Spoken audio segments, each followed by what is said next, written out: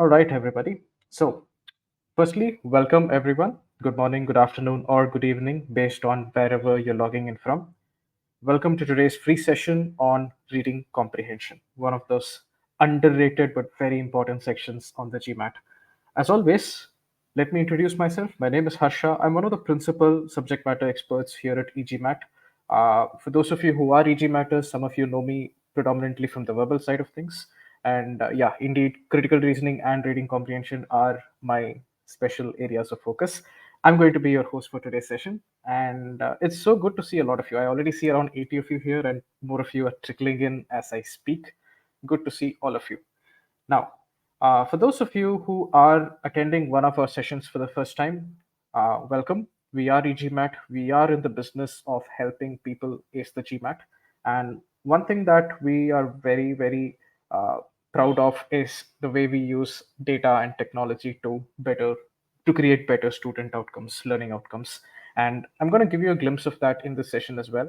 But first, let's talk about today's session. So we're discussing reading comprehension today, and hopefully, through this session, you'll get a certain level of insight into what it takes to crack reading comprehension as far as the GMAT is concerned.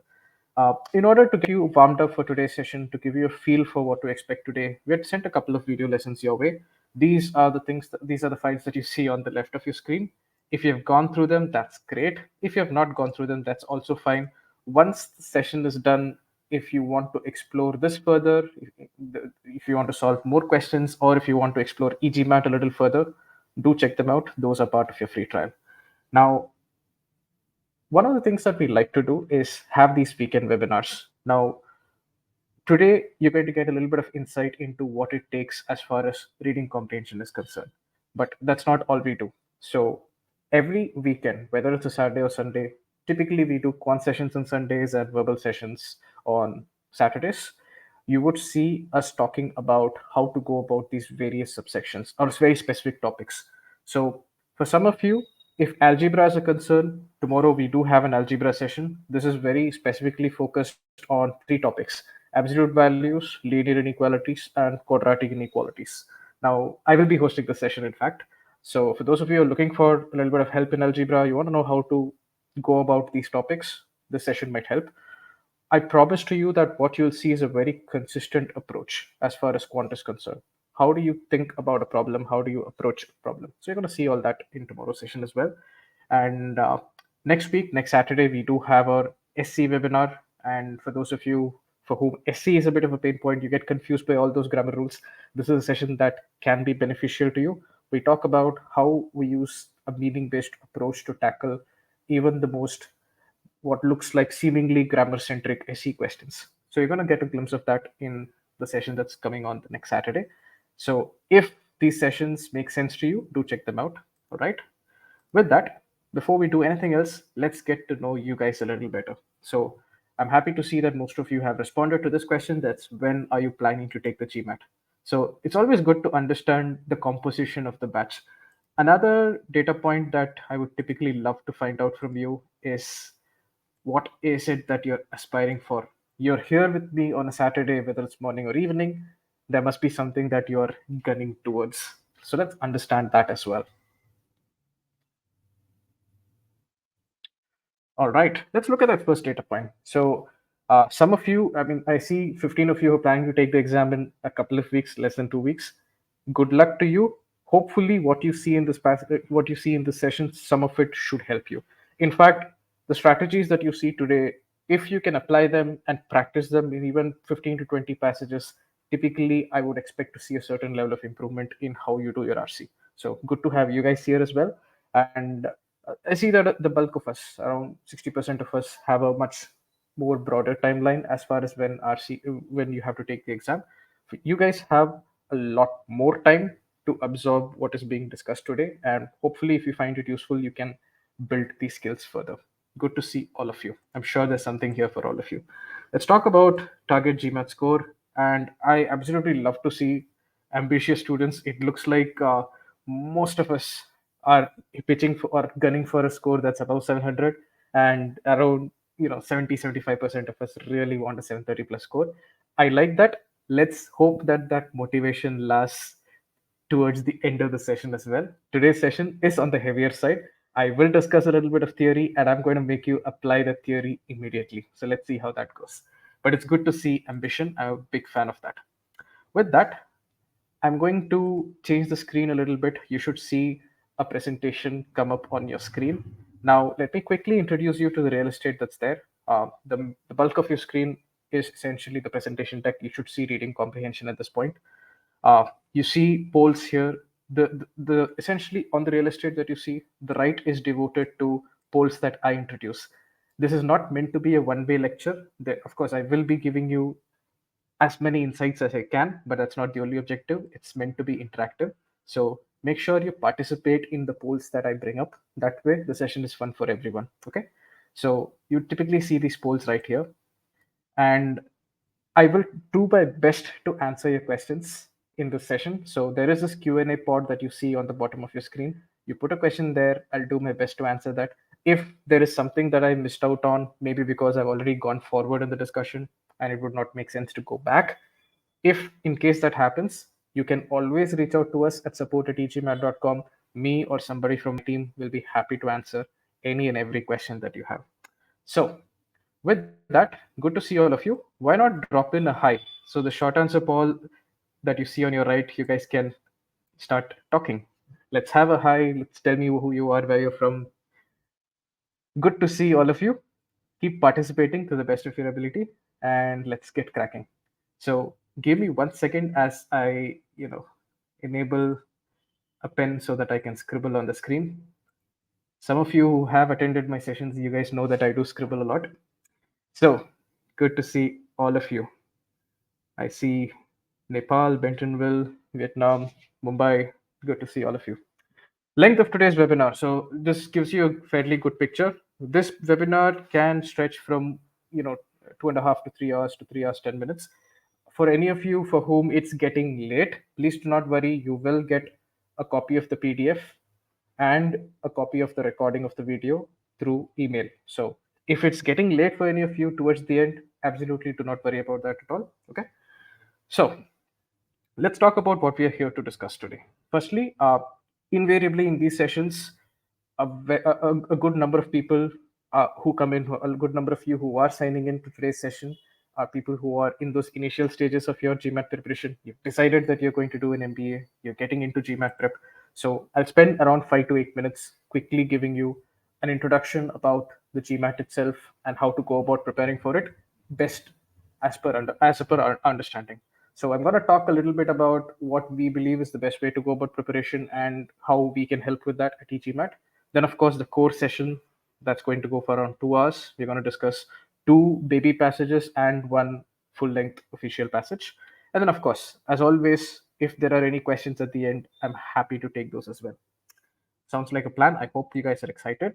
So now I'm sure even in this batch, even in this particular group of people, I'm sure some of you have taken the GMAT before. Any of you who have taken the GMAT before, any of you who have gone through it, right?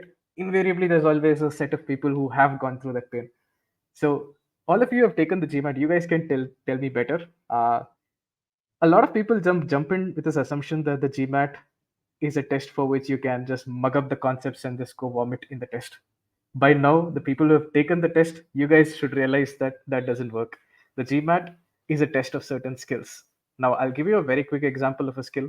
The GMAT tests your ability to draw inferences from what you're reading. Now, if that ability is really strong, you can expect a good score. If that ability is not strong, you can expect to get messed up in the exam, right? So when you talk about learning for the GMAT or preparing for the GMAT, you need to talk about skill building. It's not about mugging up the concepts. It's about, are you building the necessary skills? Your ability to draw inferences, your ability to identify underlying assumptions. All of those things matter, right? Now, typically, when you talk about skill building, this is where most of our traditional learning architectures fall short.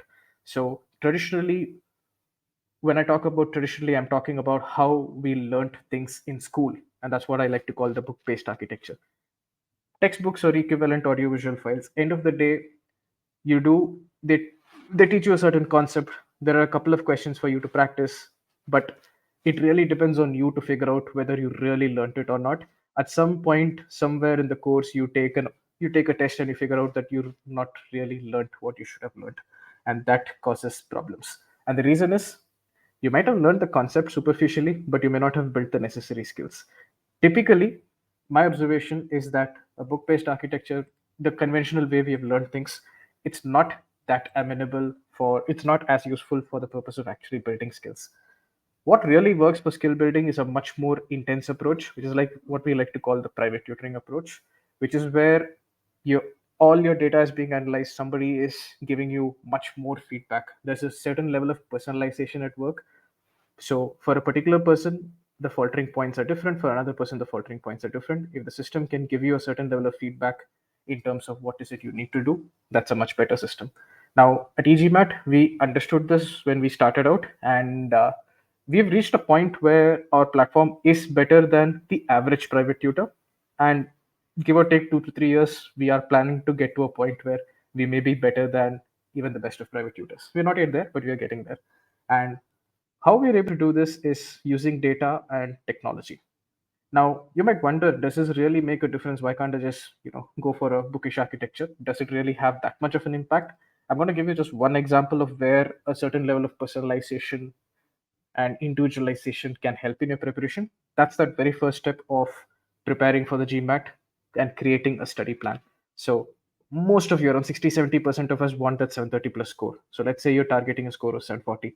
Okay, you know your target score. What is the first thing that you do? You would create a study plan, right? You'd identify, okay, this particular test has SC, CR, RC as far as verbal is concerned. There's arithmetic, geometry, all those things. You figure out what has to be studied, then you study it, then you practice some questions and hope that you got it. So you'd create some kind of a study plan. Now the problem is, especially for those of you who are getting into this exam for the first time, the natural tendency is to just go Google study plans and find out what has worked for other people. Now, the problem with that is it may not really work for you. And in a lot of cases, we do see that very generic study plans, which you could just rip off from the internet, they don't really work well for you because it's not tailored to what exactly you need. Now, we don't do that.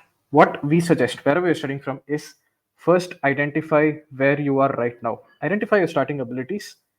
Then, if you know your starting abilities, you can set better milestones as to what you need to achieve in terms of each and every subsection. Let's say you're decent at SC, you're really good at CR, you're not so great at RC. The kind of milestones that you set to get to a certain target score will vary as per your starting ability.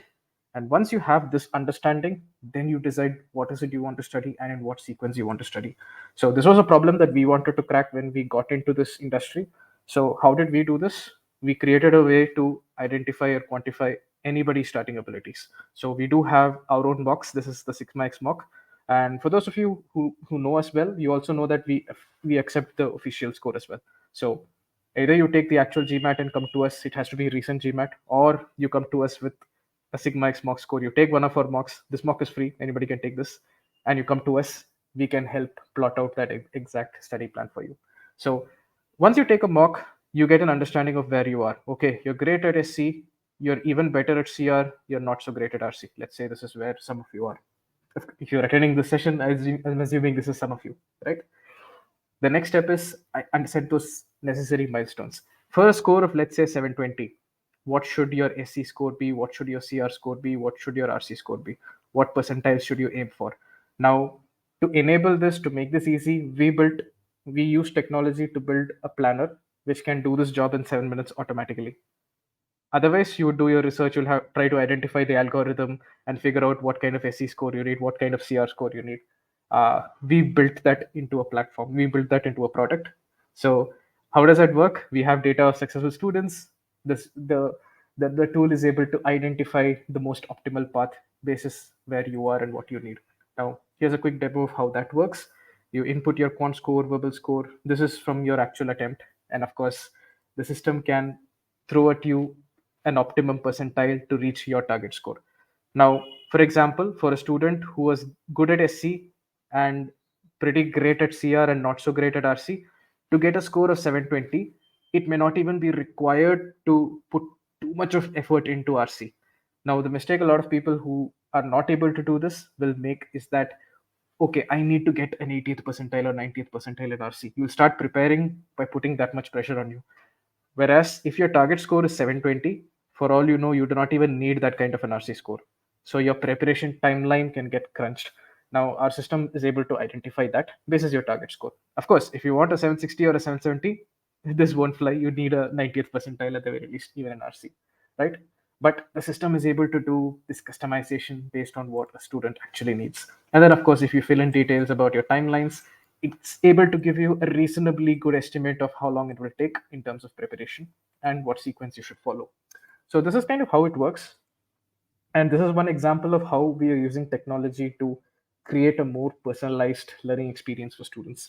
Now, the question is, has this worked? Clearly, definitely it has worked. Since 2021, 60%, 3 out of 5, 60% of 700 plus scores you can verify on GMAT Club come from e-GMAT. It's not a fluke. It's because there's a lot of work that goes on in the backend. That's the reason it exists this way. Of course, when you talk about other metrics like quant reviews or five-star reviews, we're there. We're there as good as anybody else and even better. Now, bottom line, I did give you a little bit of statistical data about how we have tried to crack these problems. If you want to hear it, if you want to hear these stories from students who have actually gone through the entire journey, I'll be sharing this PDF. These are clickable links. Feel free to try them out as well. Go through them. Now, for those of you who are very heavy on LinkedIn, do feel free to connect with Rajat. He's our founder and CMO at this point. And of course, he's extremely well networked in both the GMAT side of things and the B school and admission side of things. So feel free to connect with him as well. Right. Is it all based on old GMAT for now, or is there option of taking test in new GMAT focus? Excellent question. I do see a couple of questions about GMAT focus. Needless to say, GMAT focus is a different exam. At the end of the day, you have quant and verbal and data insights. Needless to say, everything is being rebuilt for GMAT focus as well. So new mocks are being built, new algorithms are being created, everything is being created from scratch for the upcoming GMAT focus edition. So I hope that answers your question. So right now we're dealing with the current format, but when the GMAT focus becomes a thing, e-GMAT will be there. We're already doing all the backend work in prep for it. Great question. So let's get into the crux of RC today. Now, if you want to get a 730 or a 740, 750, 770, 730 and upwards, the question you have to ask is in terms of RC, what is the ability that you should be aiming for? And luckily, thanks to all the score charts that we have, we know we have a very definite answer to this question. Now, like I discussed, if you want to get a 700 to 720, you can afford to be good in two subsections and not be that great in the other subsection, like I showed you RC68. But if you want to go for a higher score, 730, 740, 7, all the way to 780, 790, then you should typically target the 90th percentile ability, right? That's important. Now, this is where it gets interesting. There's a question that I always ask in any RC session that I do, which is which supersedes pretty much everything else that's important. And the question is this: how many of you love RC? By that I mean when you see an RC passage, your brain goes, "Wow, this is fun." How many of you love RC?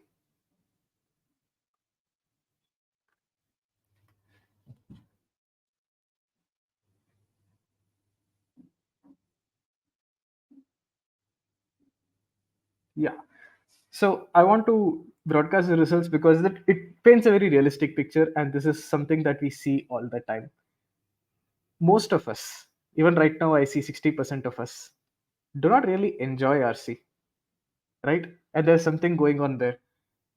This doesn't have that much of an impact with, let's say, SC or CR, but in RC, there is something going on here, right? For some people, it depends if the passage is easy, if the words are okay. I understand that. Now, here is a question that I have for you. And this is for those of you who do not enjoy RC. Tell me why.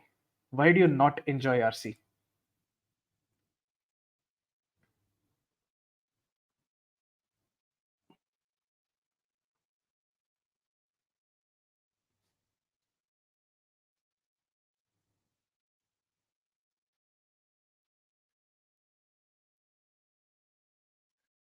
So, time constraint, okay. Can't understand the meaning in time. Slow reader, okay. Attention span, yes. Long. So, long, and of course, when you talk about it taking too much time, that again is a function of the length of the passage compared to CR and SC, which is practically a baby. RC is so long. Um, Too much details to remember. You're talking about a lot of complexity because of the way the sentences are, a lot of jargons, complex sentences, complex words. And what else do I see? I did see in the earlier comment people like, okay, it depends on the topic. One of the things that I also see is topic. There are some topics that you enjoy, there are some topics that you find boring. There are some topics that you may not find boring, but you find intimidating, right? All of that is a factor. So many reasons why a lot of us don't really enjoy RC. It's good. Let's understand this. Let's document this. We'll come back to this. Now let's talk about how you approach RC. Now, when you talk about RC, typically there are three ways that people go about it. And if you go around the GMAT universe, there'll be people who are in favor of each of these methods.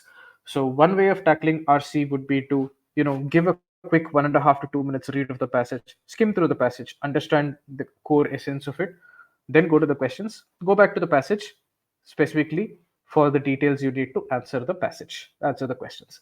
So the skim through is one strategy that we see. Another strategy is what we like to call the questions first strategy. You look at the questions, it gives you an idea about where you want to focus your attention when reading the passage. So this is method two. Method three is where you're not skimming, you're not going question first. You take a little bit of time to read the passage, then you go to the questions. So the question I have for you is, which of this is the current way that you follow as far as RC is concerned? Let me just bring that in for you so that you guys can document this.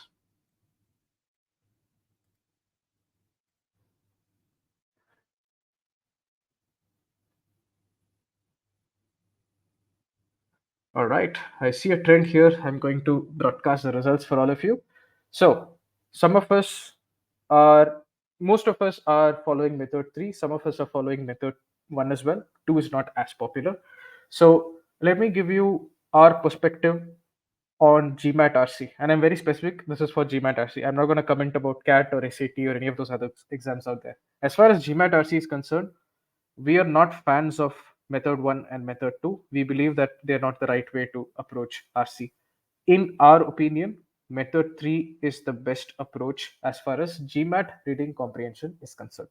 Now, so one of the hopes that I have from today's session is if I'm able to convert some of you from methods 1 and 2 and show you the magic of method 3, I'll be happy. For those of you who are 70% of us are trying our best to follow method 3, hopefully through this session you'll get a little better at it. You'll see how to really do it. So good to see this. I'm happy to see so many of us trying method 3 already. And the last question. So if this was a company and you are an employee, I call this a self-appraisal question. Once you have read the passage, in your judgment, what is your understanding of the passage? How much of the passage do you feel you have understood? Just put a random percentage on the short answer pod. Your judgment. I do see some questions in the Q&A. I once you guys start working on the passage that I'm going to bring to your screen, I will answer them as well.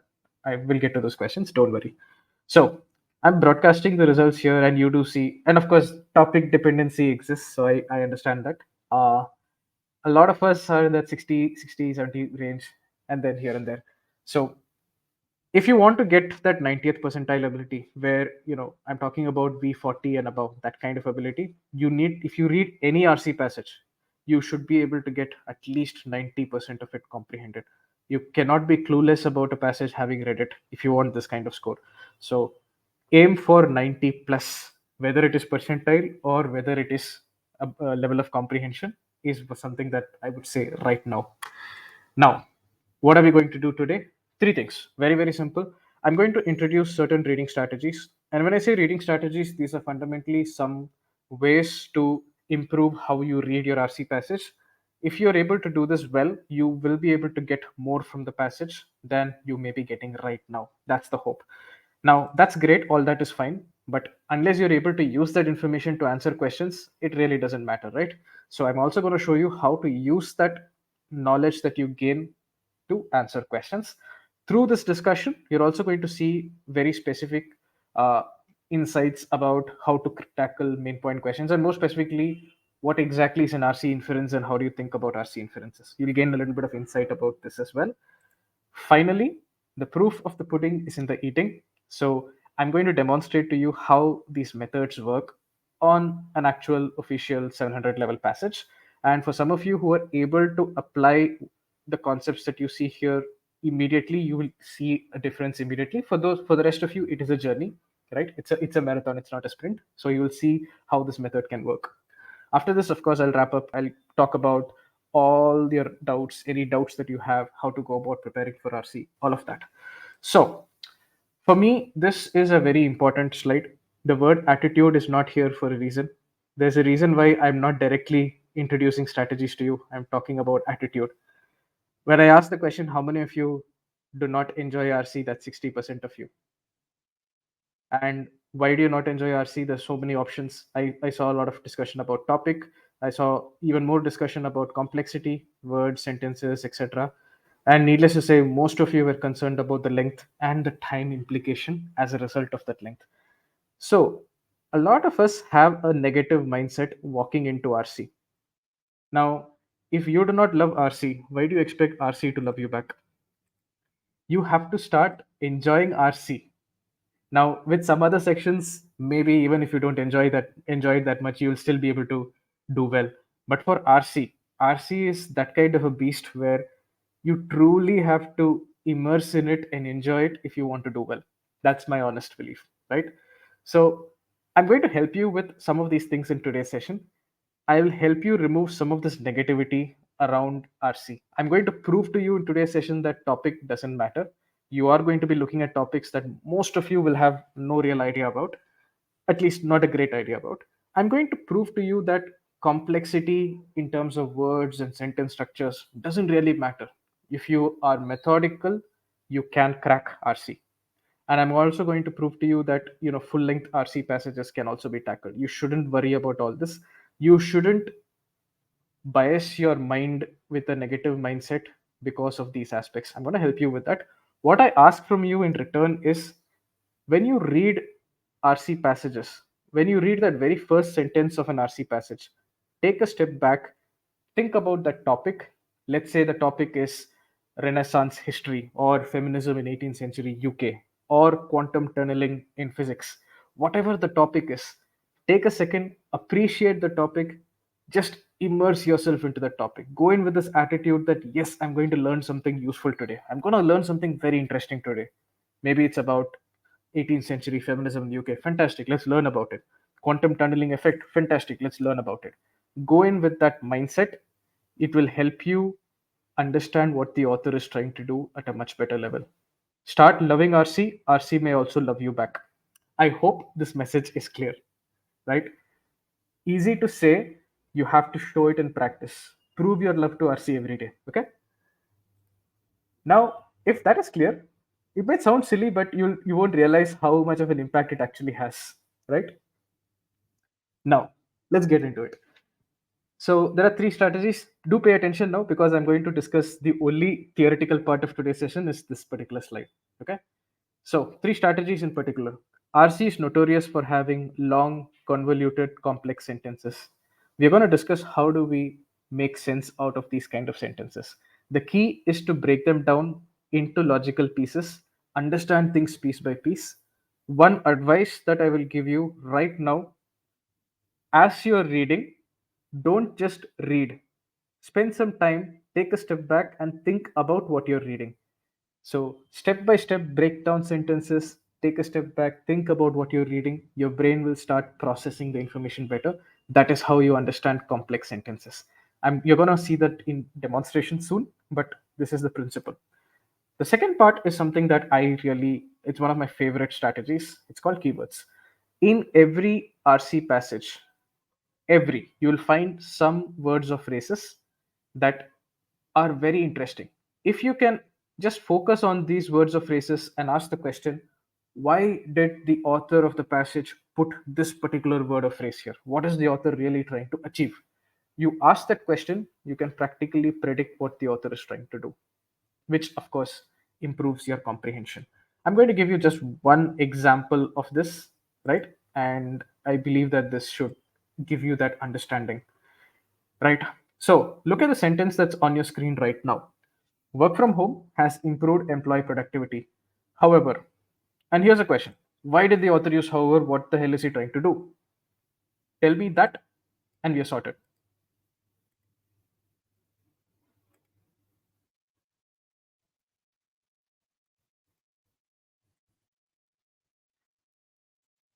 So here's the thing, pretty much every one of you who's writing down, typing something here, you guys are on the right track. You know exactly what's happening.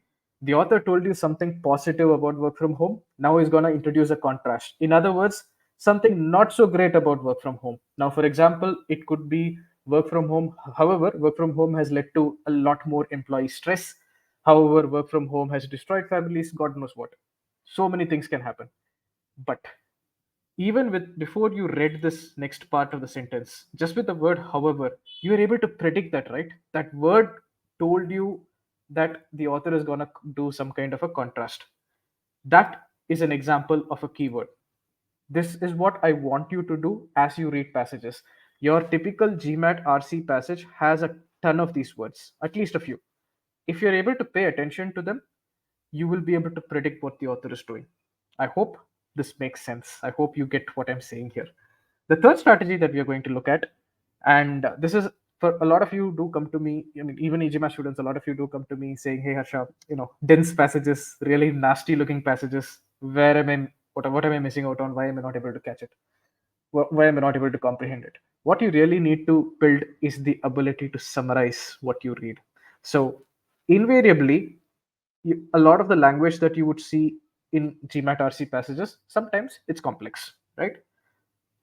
When you read complex text and you realize that you're not really understood it, your brain is getting lost, I'm not able to really retain what I read. You reach a point where, okay, I read something, I think I understand it, but I'm not able to retain this in my brain. That's when you have to do what is called as summarization. In other words, okay, I read this complex piece of text. Try to put it in your own words. That way, you're hammering the concept into your brain. If it's in your brain, if you understood this piece of text, which is in your brain, then when you read the next piece of text, you'll be able to figure out the connections between this and that easier. Your comprehension will improve because you took the effort to summarize in your own words what you read. So within paragraphs, across paragraphs, this is a very important concept. We are going to see summarization as well. That is all the theory I have for you today. From this point on, everything we're going to do is practicals. So are you guys ready for the first question, for the first passage? Let's hear a very auspicious yes before I begin. Good. Let's maintain that into. And how we're going to do this is very simple. I'm going to introduce the poll on your screen. Let me just do that. And with all these sessions, we do have, for those of you who are attending one of our sessions for the first time, we do have this option called still solving, because this is not a kind of session where I put undue time pressure on you. That still solving is how you as a batch are going to time yourself. So all of you who are planning to participate, which you should be if you're here, click on still solving so that as you choose any option choice, I understand how many people are done with the question. I can move on. So when 80-85% of you are done, that's when I'll call time. So those of you who are here or participating, let's hit that still solving. Perfect. That's great. So here is your first question. Don't worry about time. Take as much time as you typically take, and then let's discuss. Read the passage. Only after that, I'm going to introduce the question for you. Okay. And once you're done reading the passage, let's make another adjustment here. Once you're done reading the passage, just click on done reading the passage. That's right here. That's my signal to introduce the question.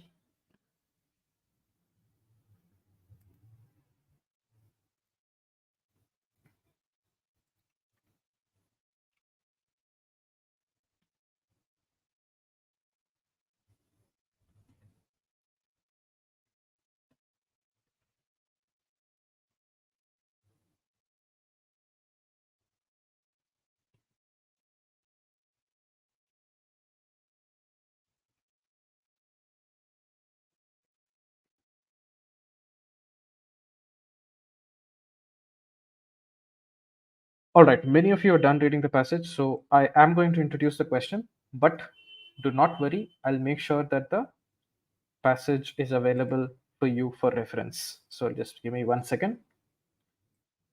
So this should be a scrollable pod for you. So for those of you who need the passage for reference, it's right here. Meanwhile, here's the question. All the best.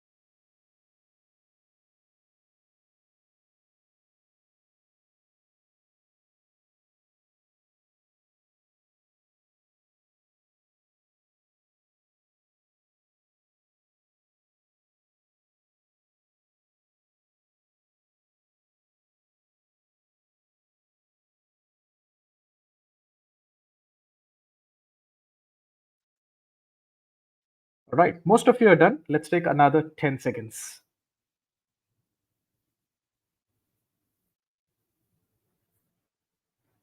Last five,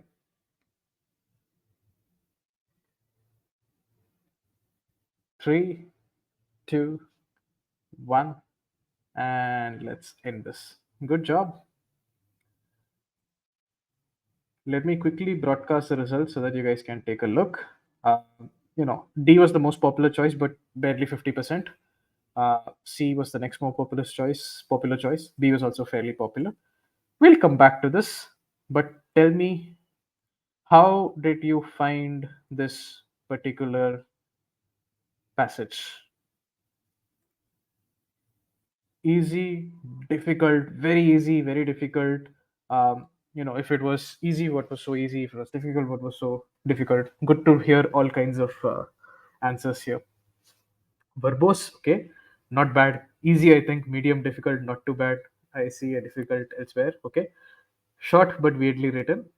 Seems like the author was criticizing it, but he was just presenting one view. Yeah, interesting perspectives. Too much words. Okay, so for the average GMAT test taker, this is a difficult passage. And if I look at the stats, right, even if choice D is the correct answer, 50% accuracy is a clear sign that this was a hard question, right? That's the typical stat line for a hard question, right? So I do believe that for a good number of us, this was a difficult passage. Now, what makes a passage like this difficult? Yes, there are complex words. The sentence itself is complex. I'm sure a lot of you realize that this entire passage is just one single sentence, right? It's a one sentence baby passage for you, right?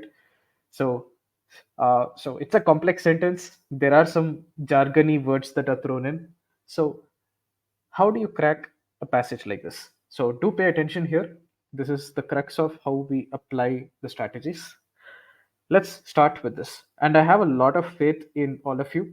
I am going to ask you questions, and I'm reasonably sure that if I ask the right questions, you folks will give me the right answers. So let's begin. Bordering on the extreme, one definition of ethnocentrism considers it a schismatic, and it keeps going on. So let's kind of pause it here. Let's kind of break here because I want to focus on what I've read so far. There's a lot here. So here's question number one. The author is telling us that something is bordering on the extreme. What is it that's bordering on the extreme? Something, as per the author, is bordering on the extreme, right? What is it? Yes, a certain definition, that one definition. Good. All of you got this. Now tell me, what does the author mean when he or she says this one definition is bordering on the extreme? It means something, right? It's not there for fun. What is the meaning? What is the author trying to tell you when he or she says this definition? It's bordering on the extreme. Too rigid, okay.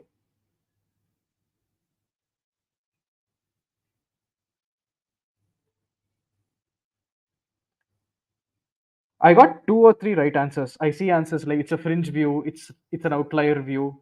Those are correct. And for those of you who say this is criticism, that is also correct. The author, in essence, is sort of criticizing this one definition. He or she is telling us, boss, this definition is a little bit extreme. What do you mean by extreme? It's out there, it's fringe, as somebody correctly points out. It's not the regular, proper definition, it's a little exaggerated, it's out there. So, for those of you who like your science, think about mean and extreme. The mean is the regular, normal thing. The extreme is the out there definition, exaggerated, right? So, here's a question I have for you. How many of you did not figure this out earlier and are only seeing this now? That, hey, oh, the author is actually calling this an exaggerated definition. It's possible that some of you are just seeing this now. And that is basically RC not being done well. If you're reading bordering on the extreme one definition of ethnocentrism, your brain should say, okay, this definition is being called extreme. If you didn't pick it up, that's the lesson that RC, that's the improvement that you have to make. Great. So now you're seeing some things that you didn't see earlier.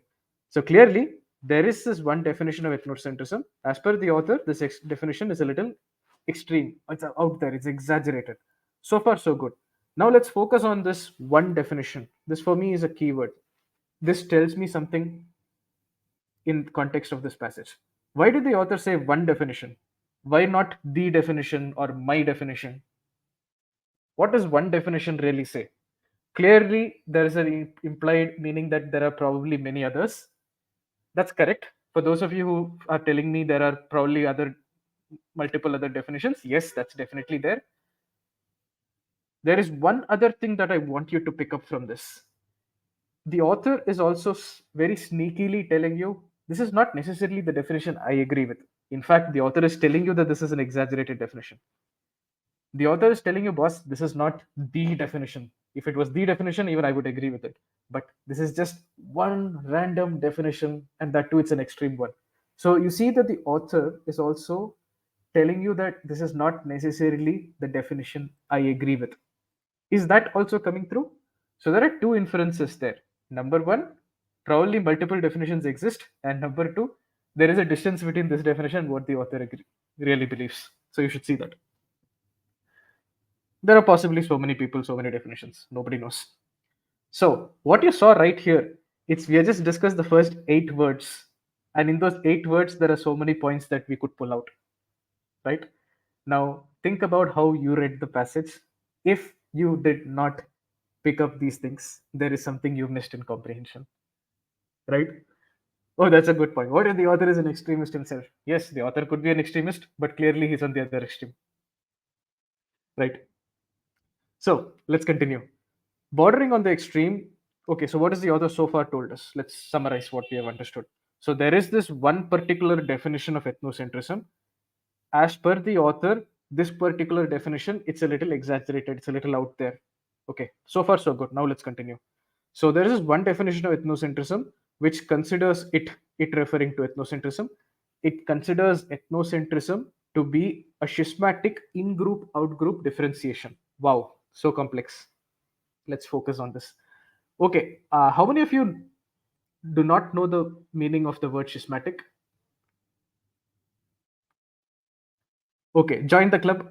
I also do not know the meaning of the word schismatic, and I've been doing this session for a while. I still refuse to I intentionally do not Google the meaning of the word.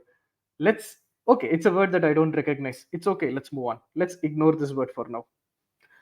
What do I have? There is this one definition, extreme definition. It considers ethnocentrism to be something called a systematic in-group out-group differentiation.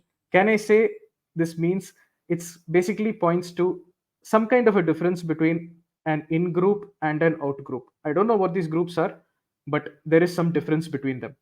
So ethnocentrism is talking about a difference that exists between an in-group and out-group. So far, so good. Is this clear? Now let's move on. So some kind of a difference between something called an in-group and something called an out-group, great. In which, the minute I see in which, I know that it's going to describe what I give further details on what I just read.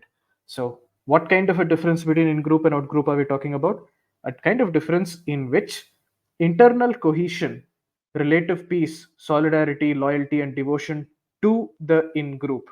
Let's pause here because this is a lot of words. Remember, the GMAT is not an exam where you're supposed to mug up these words. Okay, cohesion, peace, solidarity, loyalty. It's not a case of by hearting this. You should not be by hearting this. But what you should be doing is extracting what this means, the essence of what this means. Here is where you use your summarization skills.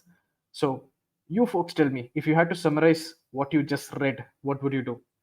I need to retain the idea of cohesion, peace, solidarity, etc., to the in group in my own words. How do you do that? Those of you who said features, congratulations, you're incorrect. You're wrong. You're not paying attention to the word to. It's not features of the group, it is peace, loyalty, devotion.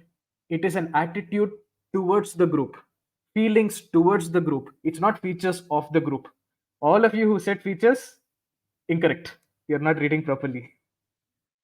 Do you guys see that? Notice the word to.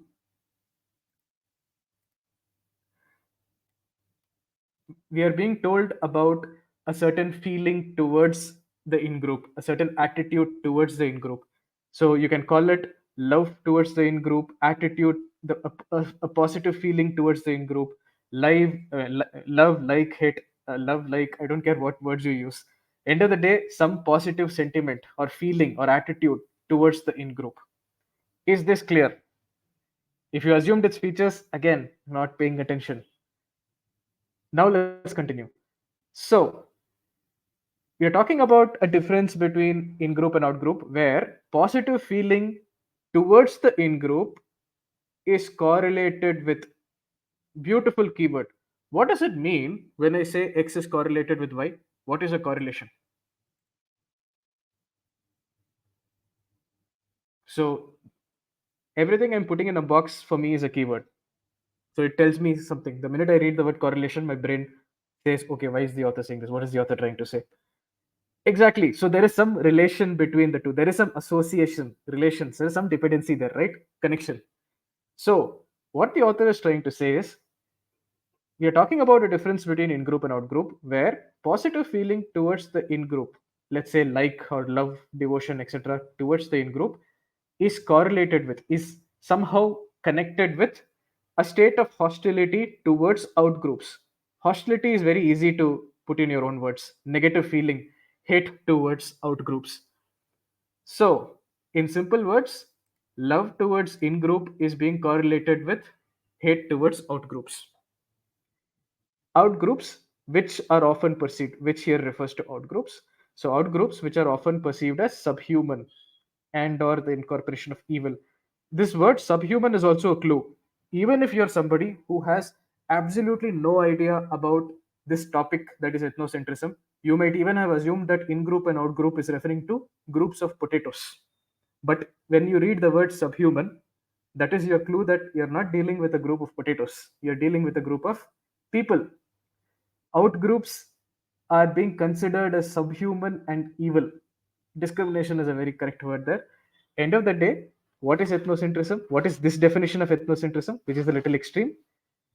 This is a definition where, as ethnocentrism is essentially a difference between two groups of people, in group and out group, where positive feeling towards this in group or love for your in group is related to or linked with a negative feeling or hate towards the out group. Out group is practically being considered subhuman. Is the passage clear? And is this better in terms of your understanding? Do you guys feel a little more confident about the passage now than where you were before? At least for some of you, that should be the story. So, if you guys were able to do this, for those of you who were able to do this, these are the points that you should have extracted from the passage. The author presented to us one particular definition of ethnocentrism, one of probably many, not necessarily the author's view. In fact, the author explicitly tells you this view is a little extreme. indicating a disapproval or disagreement. So one definition of ethnocentrism was presented. The author then told us this definition is a little out there, exaggerated. What exactly does this definition say? As per this definition, it is a ethnocentrism is a difference between two groups in which love for your own people or in group is linked with hate for outside people, out group. Simple. I like the example that's there on the screen. All that is, of course, right. So now here is a question for you, and this is your own self check in terms of how you guys performed here, right? Now let's ask this question. There you see these 3 points here, right? Is there an item that you could not understand, or were you able to understand each of these things? Because that is your checkpoint of how good your comprehension exactly was. If you understood all 3 points, that is actual RC done well. That's where your 90th percentile ability will come from. So I'm going to broadcast the results because I do see a trend already. So there are some of us, 50% of us got all of this. Surprisingly, it's pretty much the same percentage of us who got the correct answer also. The correct answer is choice D. Around 50% of you got it. So I'm happy to see that also. There is a correlation. There seems to be a correlation there. That's good. But I see that a lot of us could not figure out statement 2. In other words, all of you read bordering on the extreme, but you didn't give your brain the time to think about what is bordering on the extreme. What does it mean? You read it like a storybook without processing it. The GMAT is not like a storybook. You have to, it's not about reading speed. It's not about just reading and going through it. You have to give your brain the time to process this. So this exercise should straight away tell you there is, for those of you who faltered, there is something you can improve. I've shown you what it is, right? Focus on words like one definition. It's telling you something. That's a keyword, right? Correlated with is a keyword. Focus on those things. Draw inferences. Think about what you're reading so that you can draw such inferences. What is the author really telling you when you say bordering on the extreme? Wonderful. Think about it. Summarize. There's no point in mugging up solidarity, peace, loyalty. You should be able to summarize what it means in essence. In essence, some kind of positive feeling, some love, like something towards the in group. If you're not able to abstract that essence, again, that's a failure point. These are the things that you need to build. Right. Let's look at the answer choices. Oh, I see that question. How to understand if this passage was big and so much time constraint? And I do see that, right? Uh, this will slow the reading speed, concerned about time. Hold on to your hats. Towards the end of the session, I'm definitely going to talk about time. But keep in mind, if what I was doing here, what I showed you here, if it did not work, we would have changed it long ago. I'm still here once every 4 weeks. One of us are doing this session talking about this method. There's a reason we are so confident about it because we know it works even under time constraints. I'm going to show you the reasoning for why that is. But for now, can we all park our questions related to time? Just have faith. We will discuss time. Make sense? Have some faith. Give me some time. We will discuss all the time related queries. I'll show you the data around the time aspects also. Now let's talk about answer choice analysis. So, what is the main purpose of the author? In other words, what was the author trying to achieve by writing this passage? What was the reason, function of the passage? Was the author trying to criticize a concept? And I'll be sharing the PDF with you. All these things that I've highlighted in red are the red flags. Those are the reasons why the choice really does not work. Now, the author presents a certain definition of ethnocentrism, a certain exaggerated definition as per the author. Does the author directly criticize ethnocentrism? So, is it right to say, how do you know it's the author's view? The RC passage, by definition, is about the author's view, if that's what you're asking. Author is the king or queen of RC. Unless explicitly stated, whether it's an inference question or whether it's main point question, always it's the author whose perspective matters. Okay, and we are going to discuss this in more detail. So, first question: is the author really criticizing the concept of ethnocentrism? Not really. The author is criticizing that definition of ethnocentrism, that one particular definition. The author has not criticized the concept itself. So I hope that answers the question. Extreme view, that is a criticism of one particular definition of ethnocentrism. It's not the same as criticizing the concept itself, right? If I gave a crappy definition of ethnocentrism and the author is criticizing my crappy definition of ethnocentrism, will you say that the author is criticizing the ethnocentrism itself? Or will you say that the author is criticizing my crappy definition of ethnocentrism? That's the point. The other point is encourages hostility. Anywhere in this choice, anywhere in this particular passage, do you see that the passage suggests that ethnocentrism is leading to or resulting in negative feeling or hostility?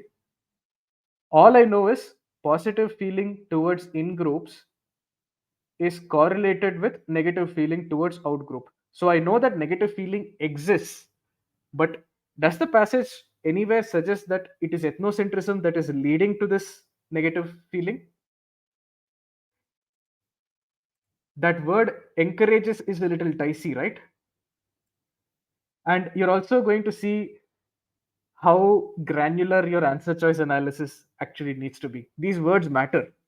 Nothing about encouragement, exactly. All I know is positive love for your in group is correlated with hate for out group. So I know that hate for out group exists, but nothing tells me that ethnocentrism is what is encouraging this hate. That's not mentioned. How can you just say that with confidence?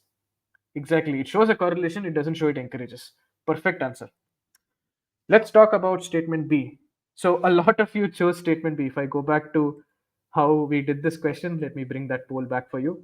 A lot of us chose choice B. It was popular. Firstly, I hope that now you understand those things that were being listed, they were not features. Those were not features of the group. Those were attitude towards the group. The passage does not really discuss features at all. There is only a certain definition that's presented. That's your first red flag with choice B. Features are not really talked about. The second red flag with choice B, and again, this is for those of you who are just getting into RC, this is a term that you should be familiar with, that you may not be familiar with. What does it mean to say to evaluate something? Exactly, author did not evaluate. But what is it? For those of you who are not familiar with evaluate, let me provide that knowledge. What is an evaluation? When will you say that the author has done an evaluation? To discuss further our opinion, no, those are not correct answers. Positive and negative both, compare pros and cons. Those are correct answers. Is this session helpful for CAT? CAT also has RC, but CAT RC is not as well defined, as well structured as GMAT RC. It should still help you somewhat, but I leave it up to you whether you want to attend this right now. I like that word assessing. Assessing is a correct way. Positive and negative, pros and cons. You guys are correct. Now imagine that I work for Amazon and imagine that I am a warehouse manager at Amazon. Okay? Just for an example. I'm a warehouse manager at Amazon. I want to evaluate whether or not to have robots in my warehouse. Okay? How would I do that? Okay, if I have robots in my warehouse, I have a warehouse. If I start using robots in my warehouse, I would say, what will I get if I start using robots? What will be the positives, pros if I have robots? Maybe they will improve the efficiency of my workplace. Then I will also think about, okay, if I go for robots in my warehouse, what is gonna mess up? What is gonna be the cons of it?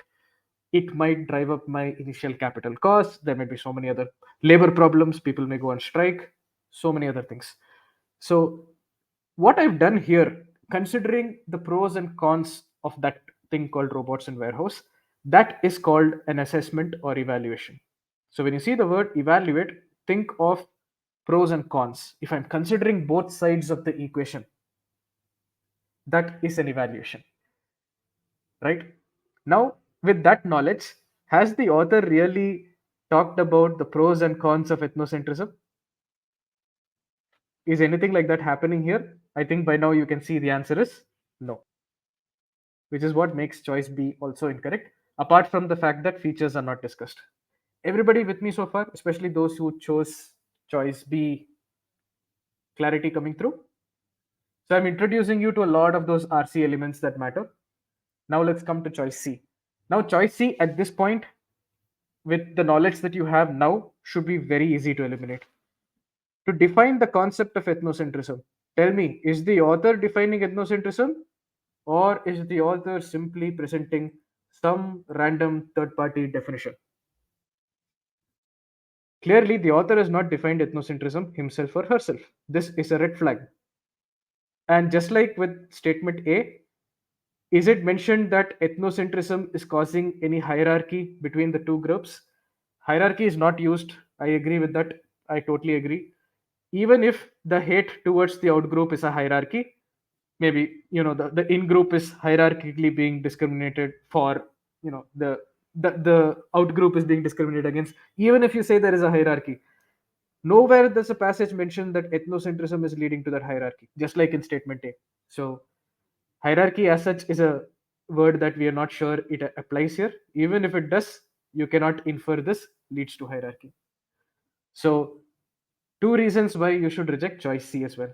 So the correct answer is the only thing that you can say with confidence the author has done here. Let me explain. What has the author really achieved in this passage? For us, the readers, we are the readers. To us, the readers, through this passage, the author has introduced us to this idea called ethnocentrism. He or she did not introduce ethnocentrism by giving the proper definition, by explaining in detail about ethnocentrism. He explained ethnocentrism by giving us a crappy definition, but he still introduced us to that concept. So 52% of you got this, understood this by reading the passage. This is the only thing that you can say the author has actually done, right? Just choice D makes sense given everything you're seeing. And here's the thing, if you build this level understanding of the passage, rejecting those incorrect choices is going to take you less than 5 seconds. You read it, you'll reject it, you read it, you'll reject it. Most answer choices will be this way. And that's where you're going to save time, right? What is his view on it? We don't know, we don't care. The author has not presented his view, but he's presented a certain view. So when I say a view here, I'm talking about the extreme definition. You saw that one definition, right? If I have a crappy definition of ethnocentrism, that is my crappy view on what ethnocentrism is. View and definition are not mutually exclusive, they can be used interchangeably in this context. So the author introduced us to ethnocentrism by presenting one particular definition, which is not a great definition. Very good. That's a very good point. When you say a view, you can never infer author's view because a can be anybody's view. By the way, this is also important for your CR boldface questions. When you see a conclusion in boldface, in your boldface answer choice, don't assume that it's the author's conclusion. It could be any random conclusion. Same thing here as well. This is useful for your boldface also. A view could be anybody's view. Don't fall for that trap. So, is this helpful? So far, so good. But how do you guys feel after going through one round of, you know, how RC really is meant to be tackled? Don't worry about any of your time concerns. Again, remember, if it did not work, I would not be here talking to you about it. I know because I also read passages this way. I know how much time it takes. Okay. So, one of the things that I love, and irrespective of where you prepare from, whether you're an e-GMAT student or not, one of the things that I really want you to start doing from here on, whatever passage you solve, whatever question you solve, you should analyze what you're going to solve, what you have solved. You need to think about where you faltered, if you have faltered, if you went wrong, if you took a lot of time but still got it right because you took a lot of time. In all those cases, you should analyze those questions again, see what you're missing out on. That's the way to really drive improvement. So here, for example, you need to think back. What if you faltered? Why did you falter? Where was the issue? Is it because you did not truly understand or comprehend the passage to the level that we just discussed? Then here is your action items. You need to really build those reading muscles. How do you read slowly in pieces? Build that understanding. How do you utilize keywords? The skill of summarization is not easy. How do you build that skill? Those are the things that you need to work on. Now, if you understood the passage well, but your issue was answer choice analysis, then again, it's a different story. For some of you, not in this case, but some of you in some situations, the faltering point might be question stem. So then it's a different story. But first, start thinking where you faltered. So if I ask you the question, for those of you who faltered, where did you falter here? Any quick insights? Meanwhile, I'll answer that question that I see. I feel like I understood the passage, answered the question, but got the wrong answers. It's my major problem. If you're able to identify the problem, that's half the work. Then it's about how do you fix it, right? Good. Can we make notes while reading passages? Reading notes, making notes is strongly encouraged. As your level goes up, as your ability to comprehend, as your brain's ability to retain information as necessary goes up, your note making should come down. So in the early stages, if you're not somebody who is already very skilled at RC, go crazy with notes. As your ability improves, start minimizing your notes. That's the way to do RC. Okay. Are there more strategies? No, I discussed all the theory upfront. The strategies I've already introduced you to. From here on, everything is application. You're just going to see demonstration after demonstration. You guys are going to apply it. What level of minimization? Tool. I didn't understand what minimization is. I don't think I used the word. Maybe let me know exactly. So, what do you actually need to ace GMAT RC? How many of us are familiar with this topic? How many of us really enjoy this topic? Oh, ethnocentrism. Oh, wow, fantastic. Most of us don't think that way. That doesn't matter. We jumped into it without worrying about all of this. What level of minimization as when you become an expert? Two line or one line, it varies from person to person. It also varies from passage to passage. Uh, very honestly, there are a lot of passages where at this point, I, for example, do not put pen to paper at all. And there'll be some passages where I might just make one line for each paragraph. So it varies from person to person. It varies from passage to passage. So there's no one correct answer for that. But earlier, if you're making so much notes, as your ability improves, you'll be making so much notes. That is something you'll see. So I hope that gives you that picture. Yes, but the final point I'm making here is half of us don't come from the background where ethnocentrism is our bread and butter. No, most of us don't even know what this is. Most of us, some of us know it, but have no idea what it actually means. Doesn't matter. The topic of your RC passage does not really matter if you approach RC the right way. The other things, what are the other things that you need? These are things we discussed. Break down those big sentences. Don't just rush into reading. If you rushed, bordering on the extreme will be lost on you. You don't want that to happen. Focus on keywords. We saw that. Summarize. We saw that. There's a good question here. Should we summarize everything? That usually is where I'm faltering. It takes too long. Would we miss out on these important aspects? So, very good question. When you're reading, you should eventually whatever you're reading you should in your brain you should be able to form a summary of it, which is why at the end of every paragraph you summarize what the paragraph was all about. At the end of the passage you summarize what the passage itself is all about. But that doesn't mean you're not reading the passage, right? So the question, won't we miss out on important aspects? No, you're reading the passage, you're understanding the aspects, but then you're adding a layer of summarization so that you understand the core idea. Then, if the question requires you to go deep into that aspect, yeah, either you might remember it directly or go back to the passage. That's perfectly fine. But do that summarization. Doing summarization doesn't mean you're missing out on important aspects. It's just that you read the aspect, but you're summarizing it. So, hope that helps. Perfect. Let's get into the next point. If I break down big sentences, is it possible that I can finish in the time? Oh, absolutely, it's possible. Again, we'll come to the time, definitely. Right. What is it that you don't need? I hope I have impressed upon you one thing. Don't worry about complex sentences. Sentences in RC are meant to be complex. Our job is to understand those complex sentences either way. Go slow, break it down to manageable chunks. Understand, give your brain the processing time to understand it. You'll be fine. Unfamiliar words. Notice I still don't know what schismatic means. It didn't stop us from answering the question correctly. In all your GMAT RC, invariably once in a while you'll see a word that you've never seen in your life.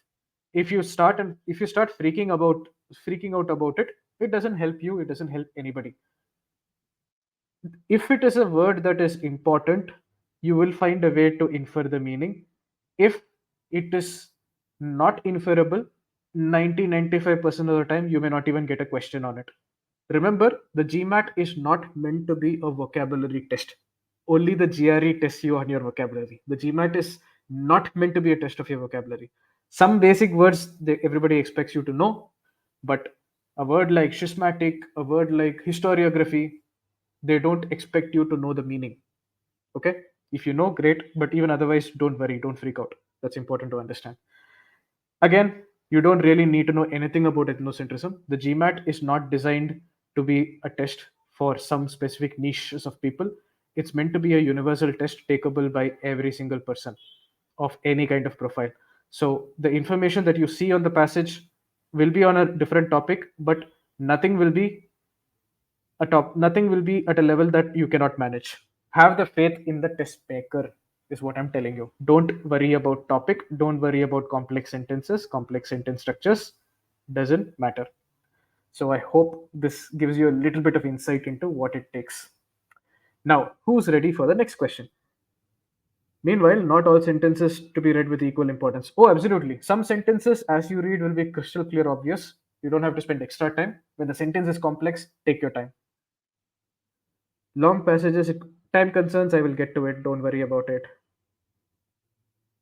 It looks like for most of you, time is that one thing. Oh, like, oh, all this is fine. It looks okay. The method looks fantastic. How do I do it in time?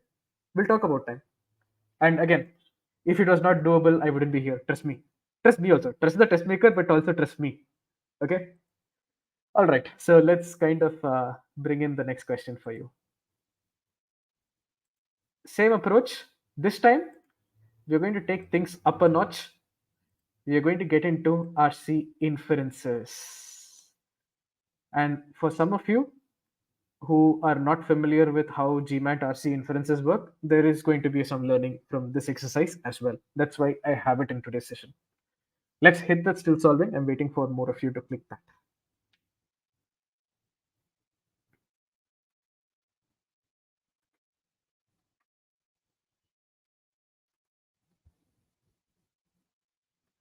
All right, here you go. All the best. So same process as always. Once you're done reading the passage, you should click on done reading to let me know.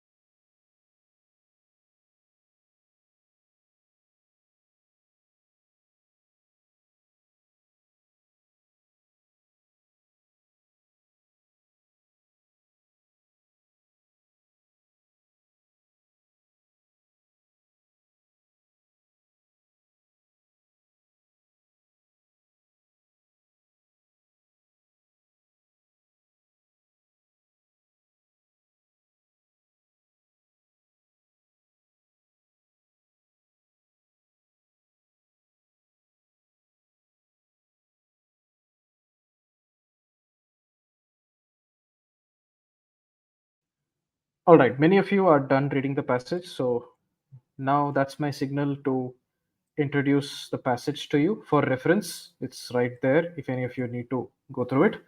Here is a question. This time it's an inference question. All the best.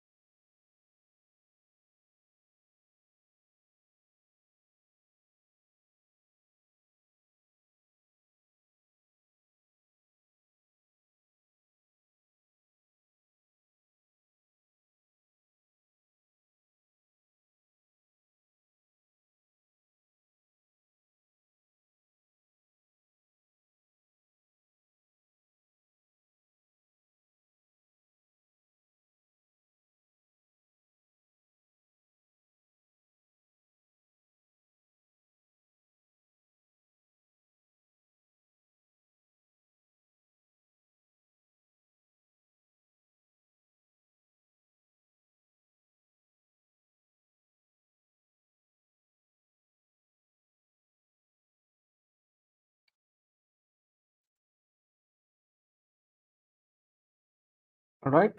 Uh, 85% of you are done. I'm going to give you another 15 seconds for this.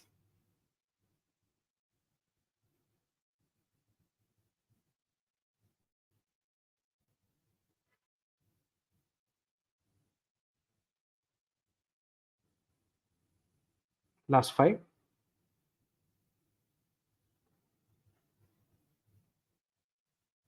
three, two, one. And let's end the poll. Nice. Let me broadcast the results. Uh, 24%, 29%, 33%. So we have three clear candidates, A, B, as well as E. Only one of them is right. So let me again understand from all of you what you felt about this one. Let me just ensure that you guys can share. Yes. How did you find this passage? Was it easier? And what about the question? Any thoughts? Seemed easy, tricky, okay. Medium. I haven't discussed the answer yet. So let's get into it. Didn't understand the meaning of canonical variance. By now, you should know what I'll tell you. So what if you don't understand? Move on. If it matters, you'll figure it out later. Just like schismatic. I still don't know what schismatic means. I don't care. Multiple options could be right. Okay. For some of you, I'm sure that you understood the passage very well. It might be the case that you went wrong because of a different understanding of what GMAT RC inferences are. So we're going to discuss all of that and more. So confusion between B and E, A and E. Shared structure is really helpful. I'm happy to see that. So let me ask another quick question. Any of you saw an improvement in the sense that you were able to apply some of these things? But is it the main point? To whoever is asking that question, nobody cares what is the main point. The question is not identify the main point. It's something that can be inferred from the passage. So it may or may not be the main point. I don't care. So I see a question about what inference really means. Definitely, I'm going to answer that question. That's the crux of what the next 20 minutes is going to be about. Okay. Right. So let's understand what's going to happen with this particular question. I want to take a small detour and ask one small question from all of you. Let's assume I am the author. I am the author for all practical purposes, and I come to you and give you this statement. I'm coming to you and I'm telling you, hey boss, the color blue is considered to have a soothing effect on the moods of people. The question I want you to answer is, which of these is a valid inference based on what I just told you, given that I am the author? And there's a reason I'm giving this small detour because it ties into something that's important from a learning perspective.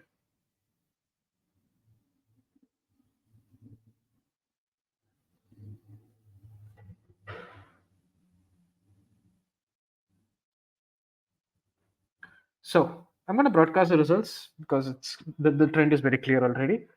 75% of us feel only statement one can be inferred, which means 25% of us feel that either statement two is the only one or both of them can be inferred. 75% of you are correct. For the remaining 25% of you, what is it that you did not really understand? What you did not figure out is this. When I come to you, and I being the author, and I tell you, hey boss, the color blue is considered to have a soothing effect on people's moods. All I'm telling you is there is this consideration that exists in the general universe. There is a general consideration that exists in the universe that blue has a soothing effect on the moods of people. I'm not telling you explicitly that I agree with this consideration. And there is a difference. So, one of the things I want you to hammer into your head right now is, as far as the GMAT is concerned, unless the question explicitly asks you for somebody else's inference, when you're talking about the question, what can you infer? It has to be based on what the author says. If you know with certainty that the author believes that to be true, that is a valid inference. So, look at this definition of inference I'm giving you right now. There is a passage, the passage is given to us. Based on the information given in the passage, what is it that I can say with 100% certainty to be true as per the author? As per author. This is what a valid GMAT RC inference is. So, based on what is given in the passage, what is it that I can say is 100% definitely true as per the author? Can I say with 100% certainty here that blue definitely has a soothing effect? Or is it just that there is this consideration that blue has a soothing effect? I, as the author, may or may not agree with this consideration. You got it right? Everyone else, all for the rest, 25% of us, right? There are 20 people here. Everybody is clear with this idea?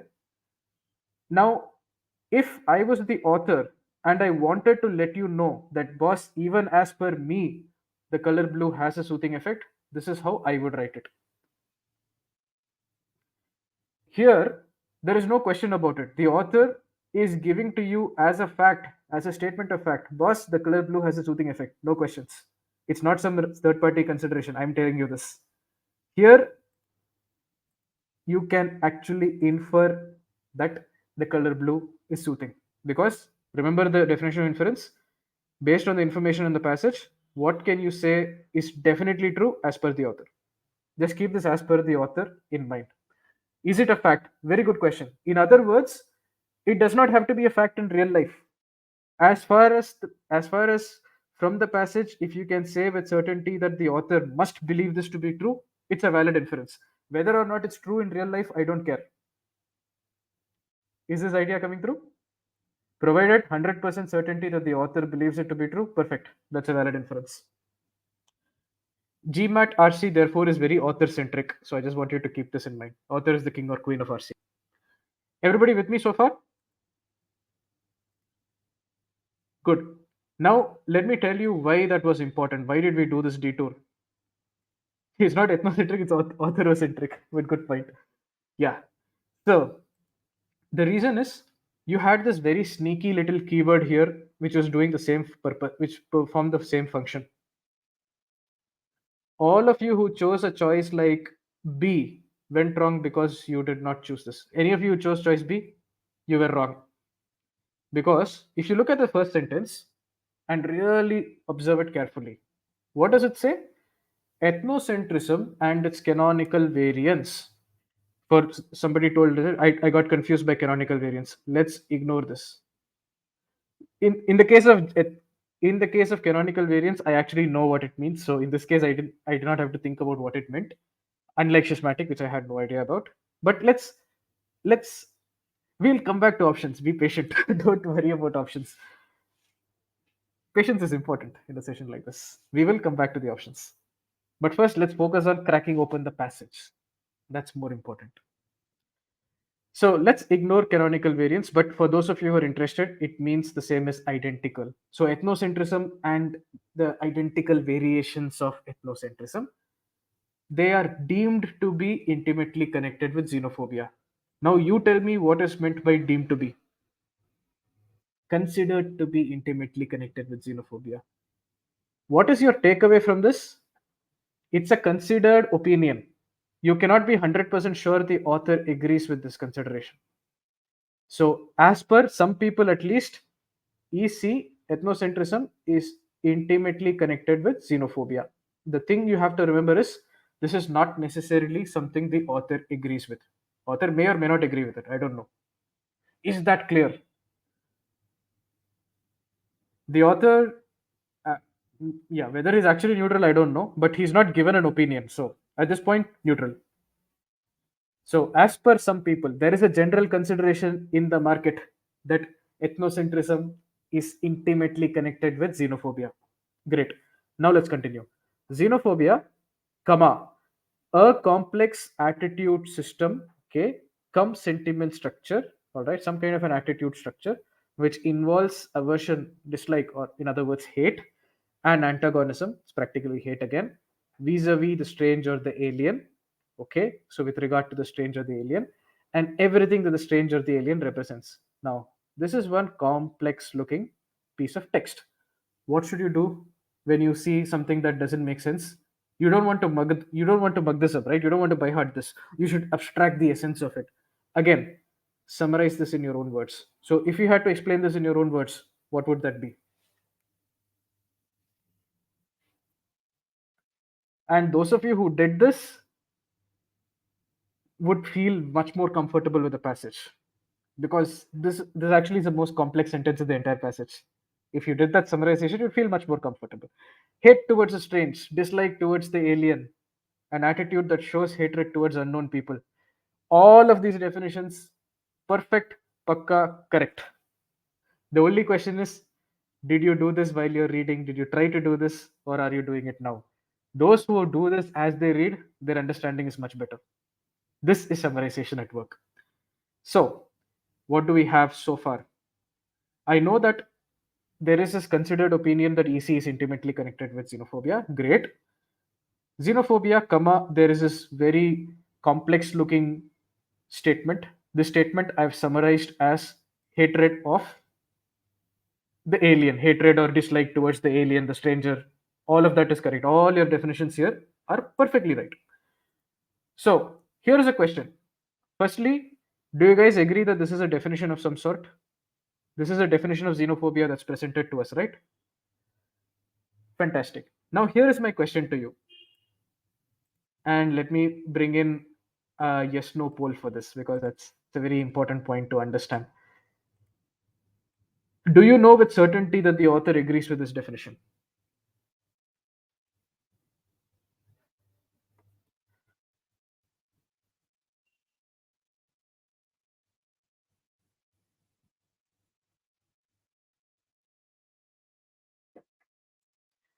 So, this is where, if you look at the trend, right, it's 50-50. 50% of us think, oh, yes, definitely the author agrees with it.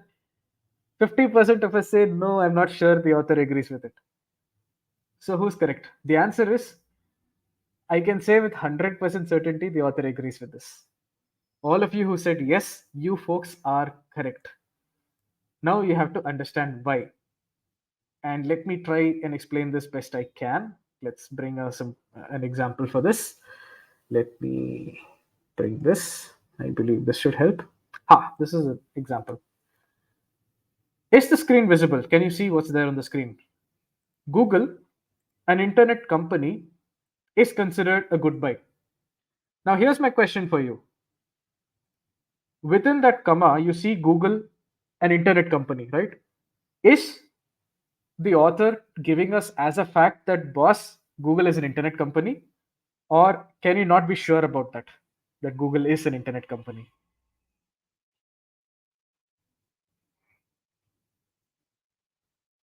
100% sure, right? The author is using a sentence structure like this to give you extra information as a fact. The author is telling you, boss, I'm giving you some extra information about Google. By the way, it's an internet company. That's not for question. The author is giving this point as a fact. What you see here is actually not very different from that. The author is giving you, okay, there is EC and its canonical variants. They're considered to be intimately connected with xenophobia. But then the author felt the need to tell us, boss, what is xenophobia? By the way, xenophobia, comma, here it's what it is. What is xenophobia? Dislike towards a strange. If you really observe, it's the same thing that's happening here. The author is giving us that contextual information for our benefit. Like, reader, you may be ignorant about what xenophobia is. Let me tell you. Xenophobia, here is what it is. Comma, something. Hatred towards the strange. Do you guys see this? If the author wanted to tell you that he or she does not agree with this definition, or he or she may not be agreeing with this definition, then I'll tell you how it would be written. Ethnocentrism and its canonical variants, they are considered to be deemed to be intimately connected with xenophobia. Xenophobia, which is considered to be a complex attitude, system cum sentiment structure. Xenophobia, which as per some people is a complex attitude. Here you don't see any indication to indicate that this is not from the author himself or herself. When the author wants to make sure you know that it's not necessarily their opinion, they will call it out like this. When you don't see that happening, it's xenophobia, comma, boss, this is what xenophobia is. In such a case, by default, by definition, this is the author letting us know what is xenophobia, even as per him or her. Do you see that happening now? I hope this gives a certain level of clarity.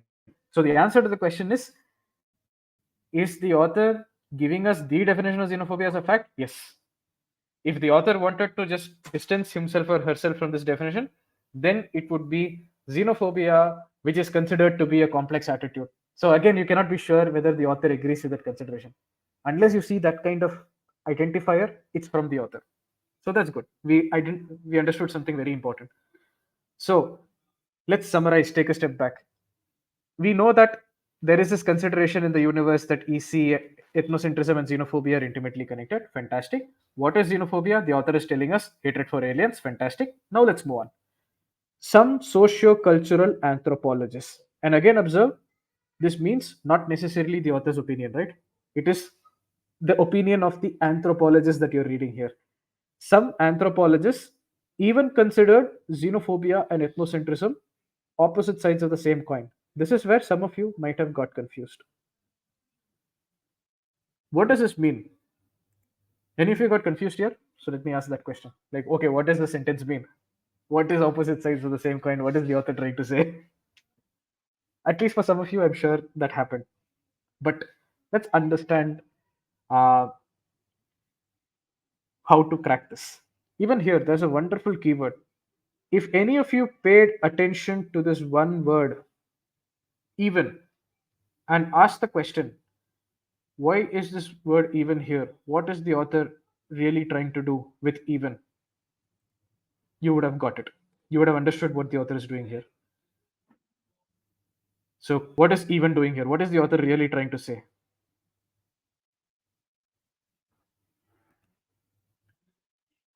So, some of the answers that are here, they are correct. They're in the right direction. He believes the opposite contrast is wrong. It is in the same direction. It's taking it to the next level. I'm going to give another simple note, a simple example for clarifying this particular concept. So let's look, for those of you who like basketball, here is a basketball example. Let's say this is the passage, what you see at the top of the screen. Accentuation is an excellent word. I really like that. That's exactly what's happening. Let's look at this passage that you see on the screen. Michael Jordan was the most dominant basketball player of his time. Some analysts even consider him to be the most dominant player of all time. Do you notice what this word even is doing? It's taking that It's taking that level of dominance to that next level. It's increasing that emphasis on his dominance to that next level, taking it to a higher extreme, accentuating the person's dominance. Those are all correct answers. Jordan was the most dominant player of his time. Great. Some people say, not just that, he's the most dominant player of all time. That is what that even is doing. Some people even consider him to be the most dominant player of all time, the GOAT, the greatest of all time. Now you understand what even is doing. It's adding, in addition, it's adding a level of emphasis and taking it to that next level. With this understanding, if you had paid attention to this keyword and if you're able to understand what this keyword meant, even if you have no idea about opposite sides of the same coin, you would understand what the author is doing here. That's the power of keywords. What do you know from the first sentence? There is this consideration that ethnocentrism and xenophobia are intimately connected. Now, these anthropologists are coming in and telling us that, boss, they are not just intimately connected, that connection is next level. It goes to the point that they're opposite sides of the same coin. Already, the connection is intimate. Already, the connection between EC and XP is intimate. Now we are being told it is beyond intimate. You have to wonder what kind of a relationship that is. Opposite sides of the same coin. This is where you'll understand what opposite sides of the same coin really means. If you have a coin, you have a head and you have a tail, but at the end of the day, it is the same coin. You cannot have one without the other. If you take a coin, if you have a heads, you will also have a tails. Similarly, if you take ethnocentrism, by default, you will also have xenophobia. What opposite sides of the same coin really means is you cannot have one without the other. They coexist. You cannot have heads without tails if you're talking about a coin. Similarly, you cannot have ethnocentrism without xenophobia. It's a combo deal. That is what the author means when, not the author, that's what these anthropologists are claiming to be a beyond intimate connection. The first sentence already hinted at an intimate connection. Now, it's not just an intimate connection, it goes much beyond that. You cannot have one without the other. They're so tightly connected, right? Xenophobia is XPEC, feel free. You don't have to use that, but yeah. But is the idea clear about what the sentence actually means? And you see how the keyword would help you crack this open, even if you're unfamiliar with opposite sides of the same coin. And that's important. Now, there is one more keyword here, but like however, we saw however in the earlier sections. Similarly, there is a contrast. If these anthropologists are telling you that EC and XP are beyond intimately connected, now we are being told that, hey, there are these few voices. Few voices, note again, not necessarily the author's opinion. There are these few people who says, okay, it's not that strong a connection also. It's going in the opposite direction, right? So if even signifies the author's emphasis, it's not the author's emphasis, by the way. It's the anthropologist's emphasis. It's the anthropologists who are even considering xenophobia and ethnophobia to be opposite sides of the game. It's of the same coin. It's not the author, it's the anthropologist. Right? Why can't the author write it in simple words? Welcome to reading comprehension. Right? That's all I can say. So the final portion is very simple. The anthropologists say the connection is beyond intimate, opposite sides of the same coin. But a few other people said, boss, it's not that strong a connection also. Okay, it's not that intimate also. So, is the passage crystal clear? And did you have fun understanding what this passage is all about? RC should be fun. Start loving RC. I'm very serious about it. I love RC. That's why I have a lot of fun with it. Right? So, what exactly happened in this passage? Firstly, the author told us that there is this consideration that ethnocentrism and xenophobia are intimately connected. That's the first sentence. Then the author gave us that context. What the hell is xenophobia? It's dislike for the alien. That definition was provided to us. This is as per the author also. Then the author introduced us to these anthropologists. These anthropologists believe that it's not just a close connection. The connection between EC and XP is beyond close. It's beyond intimate. They're practically opposite sides of the same coin. You cannot have one without the other. It's that level of connection. Then there are these other people, few voices, who say it's not that strong a connection also. so many elements in this one particular passage.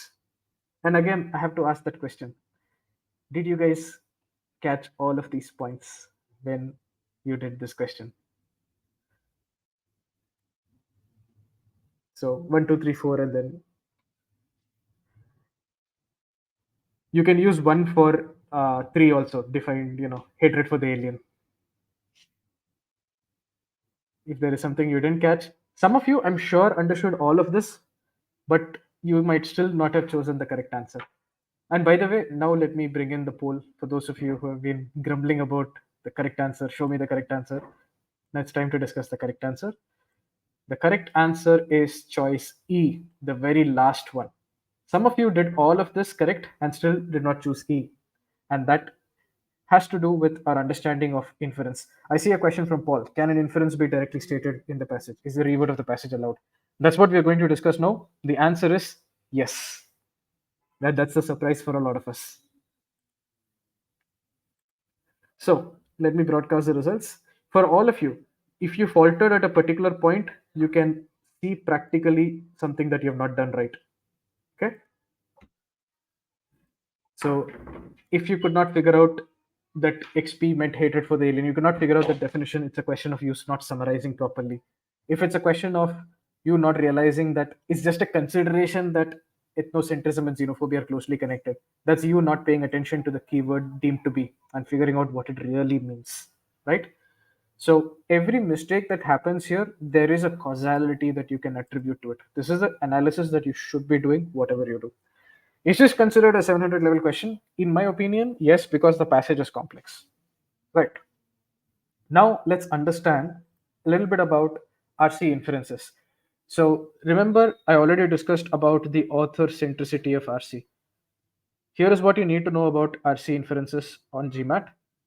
Based on the information given in the passage, what is it that you can say with 100% certainty that the author will agree with? What is 100% true as per the author? I just want you to remember this. Now, the important point here is the author in an RC passage is assumed to be a logical, sensible person. You have to go into the exam with this understanding that the author of an RC passage, it's not kappa, it's answer choice, it's as per the author. As per the author, that's what I meant, okay? That was a bracket C. Okay, that was an accident. All right. I hope it helps. Now, here's the point. Firstly, I want you to understand this and hammer this into your head. The author in a GMAT RC passage is assumed to be a logical person. And one of the things about being a logical person is if I give you something as a fact, then by default, I believe that to be true. I will not give you something as a fact and then not agree that it is true. Is that point coming through? It's logical, right? If I'm giving you something as a fact, if I'm a logical person, I will agree with the fact. So remember, point number one, if the author has given you something as a statement of fact, by definition, he or she agrees with it. That's important. That's point number one. Point number two, and this is the question that a lot of you have definitely asked: does an inference have to be a new point that is not mentioned in the passage? Can an inference be something that is stated in the passage, just reworded? The answer is yes. And the reason is, if I look at this definition, what is an RC inference? Based on the information that's given in the passage, what can I say is definitely true as per the author? By this definition, if I take some information that's given in the passage and present it to you as an answer choice, provided this statement is something you're 100% sure the author agrees with, it's a valid inference. It doesn't matter that it's not information that is new, it's not some new logical derivation that you are making, it's not something you're concluding. Okay. GMAT club has several examples of fact not equal to inference even if it is in other words. Yeah, you will see examples of both cases. Again, an inference does not have to be factually true in real life. That's why this author centricity is very important. So everybody clear? Have I addressed that question? So can is restatement of given information a valid answer, provided the author agrees with it. Yes, even if the information is not something new that you derive from the passage, if based on the given information, if it is something that you can say with 100% certainty the author agrees with, correct answer, no question about it. It's a valid inference. Second, author is a logical person. If the author has given you something as a fact, by definition he or she agrees. If this is clear, now let's do the answer choice analysis. With this level of understanding, you'll see how fast answer choice analysis is. Answer A, 24 of you chose this. Xenophobia and ethnocentrism are different facets of the same concept. This is practically stating opposite sides of the same coin. Same coin, different sides. Same concept, different facets. But whose opinion is this? It's not necessarily something the author agrees with. It's the anthropologist's opinion. Reject straight away. You take less than 3 seconds to reject this. Option B. Canonical variants of ethnocentrism are closely connected with xenophobia. All of you who chose choice B, your brain did not understand what this meant, or you did not know what this meant. This is a considered opinion. You don't necessarily know if the author 100% agrees with it. Reject. Choice C. I'm happy to see most of you did not choose this. A lot of you might have chosen this because you thought the author agrees with this view. I mean, the author believes that they are connected. The real reason to reject it is we don't know what the author believes in. Right? Choice D. In some cases, xenophobia could be the cause. I'm happy most of you did not choose this. There is no mention of causality. We don't know if xenophobia is causing ethnocentrism or ethnocentrism is causing xenophobia. You don't know any of that. How can you infer this? There is only one statement here in this entire passage which comes to you straight from the author's mouth. What is that one statement? And did the author give that to you as a fact? Boss, this is the definition of xenophobia. Take it and go. So remember, 2 points.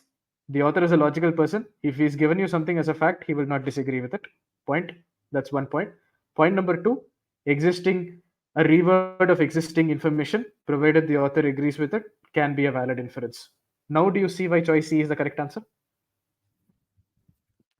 I didn't know the meaning of entails. Okay, there are some words that you will eventually, even if you do a little bit of practice, you will catch it. But think about it. Even if you don't know what the meaning of entails is, what can it mean? Xenophobia is about dislike towards a strange. Entails, it's like encircles. You would think, if you think logically, you can kind of figure out that it has to be about, it should mean xenophobia is about dislike towards a strange. Don't freak out about words you don't know, but some vocabulary is good to figure out. I believe a word like this you would be expected to know. Okay. How can we know the author's tone or mood? Here I don't know. There are passages where you will not be able to figure out. Here the author does not give any opinion or tone, right? In the other passage, in the first passage, the author clearly gave an opinion, disapproval, extreme definition. So that definition, there was a tone that you could see. There was a disapproval. Here, there's nothing, and that's okay. If it's there, it's there. If it's not there, what will you do? Right? So this is not an ideal answer. I don't know why this is a perfect answer. You will see questions like this all over, right? So again, think about where you went wrong, if you went wrong. That's something that by principle, whenever you falter, if you falter, I want you to think about. Okay. So was this useful? Did you learn something interesting and useful?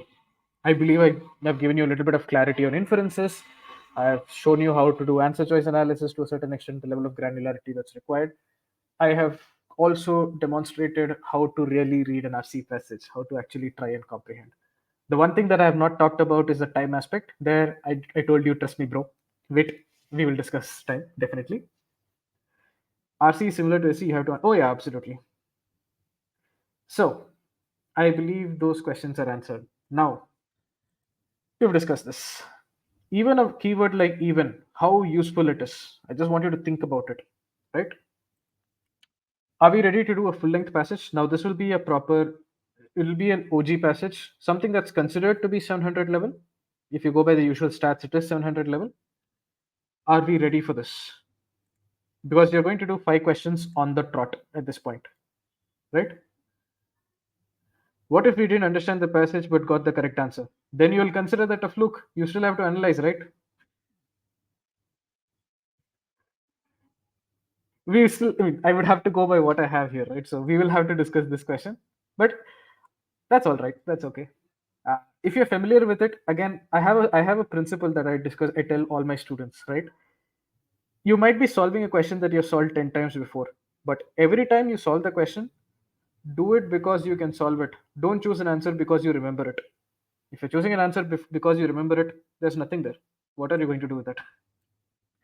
Choose it because you can solve it. Solve it right then and there and do it. So, same principles as always. Let's read the passage. Let's crack this passage open. Here you go.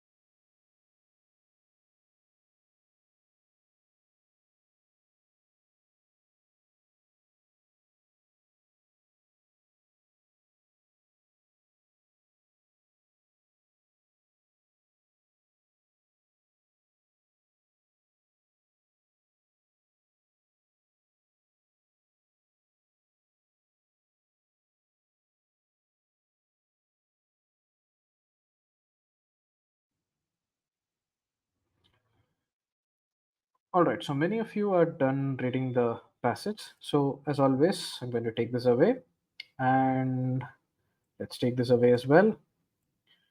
For anybody who needs to refer the passage, it would be right here. You guys can read the passage from here. Or let me do it this way. Let me give you some more real estate to read the passage because we have 5 questions on the trot. So the passage is right there at the bottom for you. Meanwhile, let's get into questions.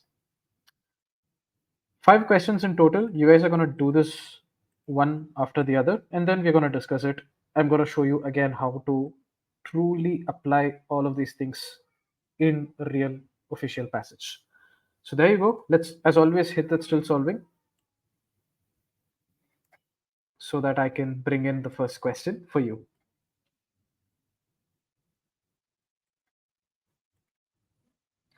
All right, here's the first question. All the best.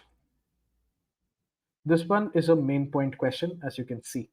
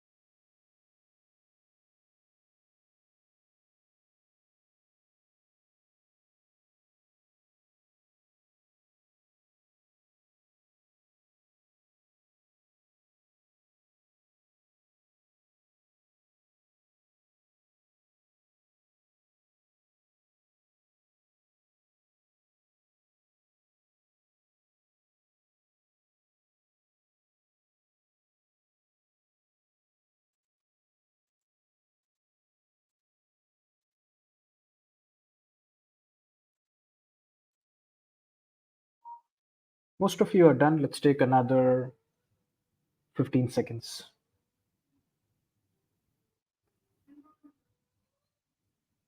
Last 10,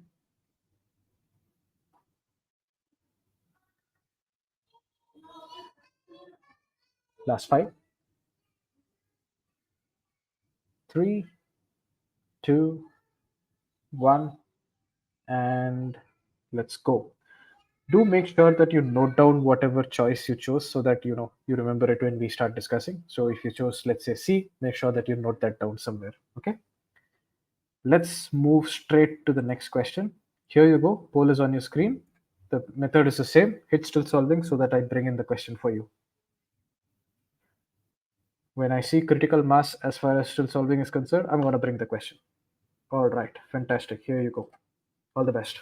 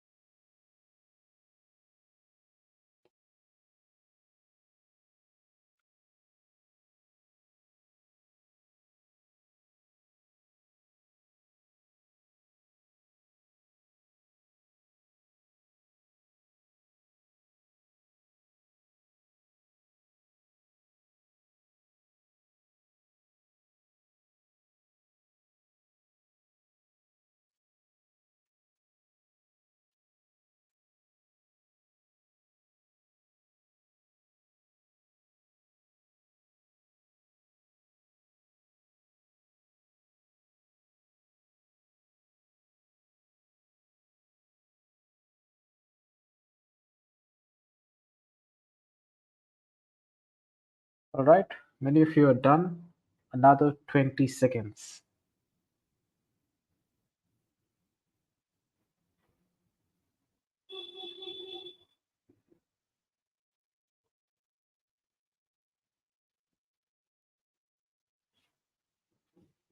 Last 10 seconds.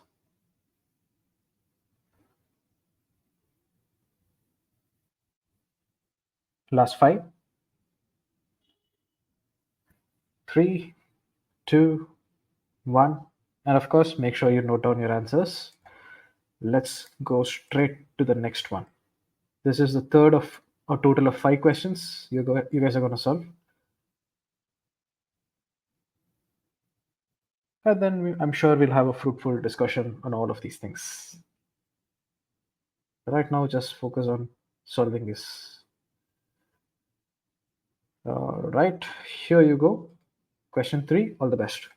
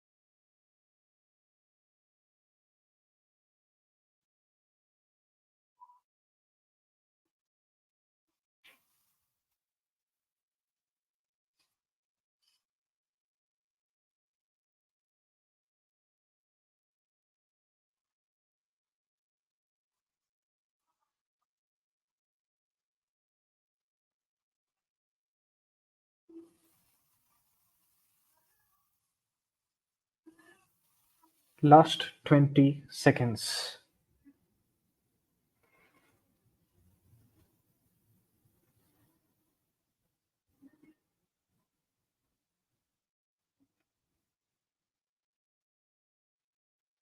Last 10.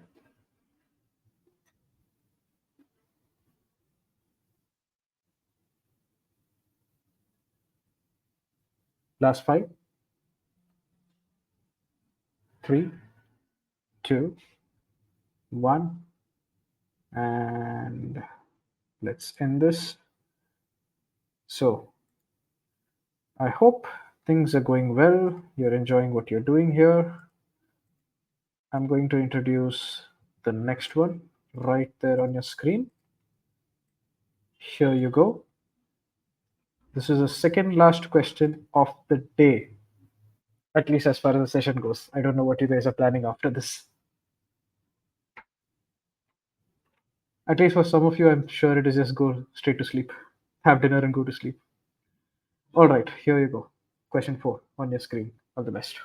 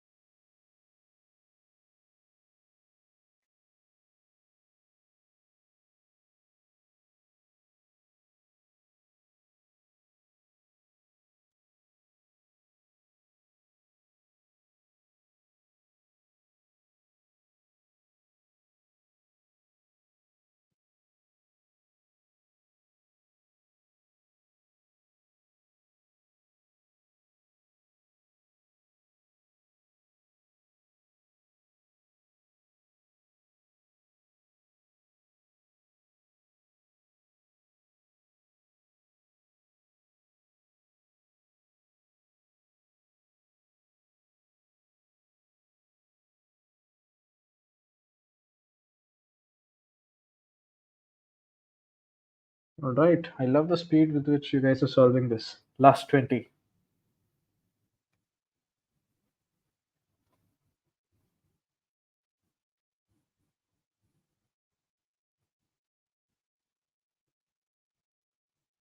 Last 10.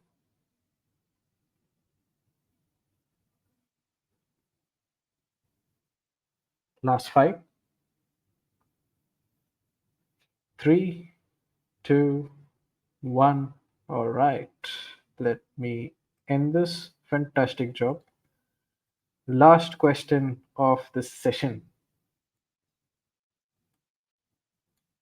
Let's hit that still solving one last time for the day. And let's get right into it. All the best.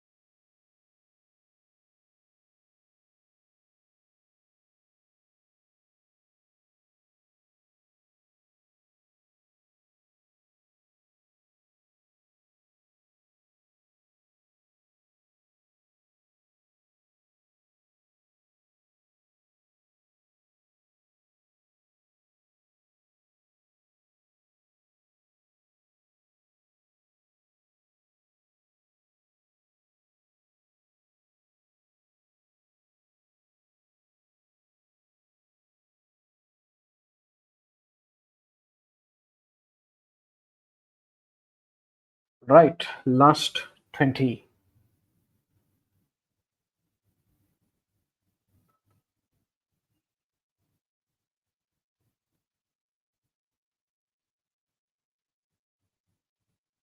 Last 10.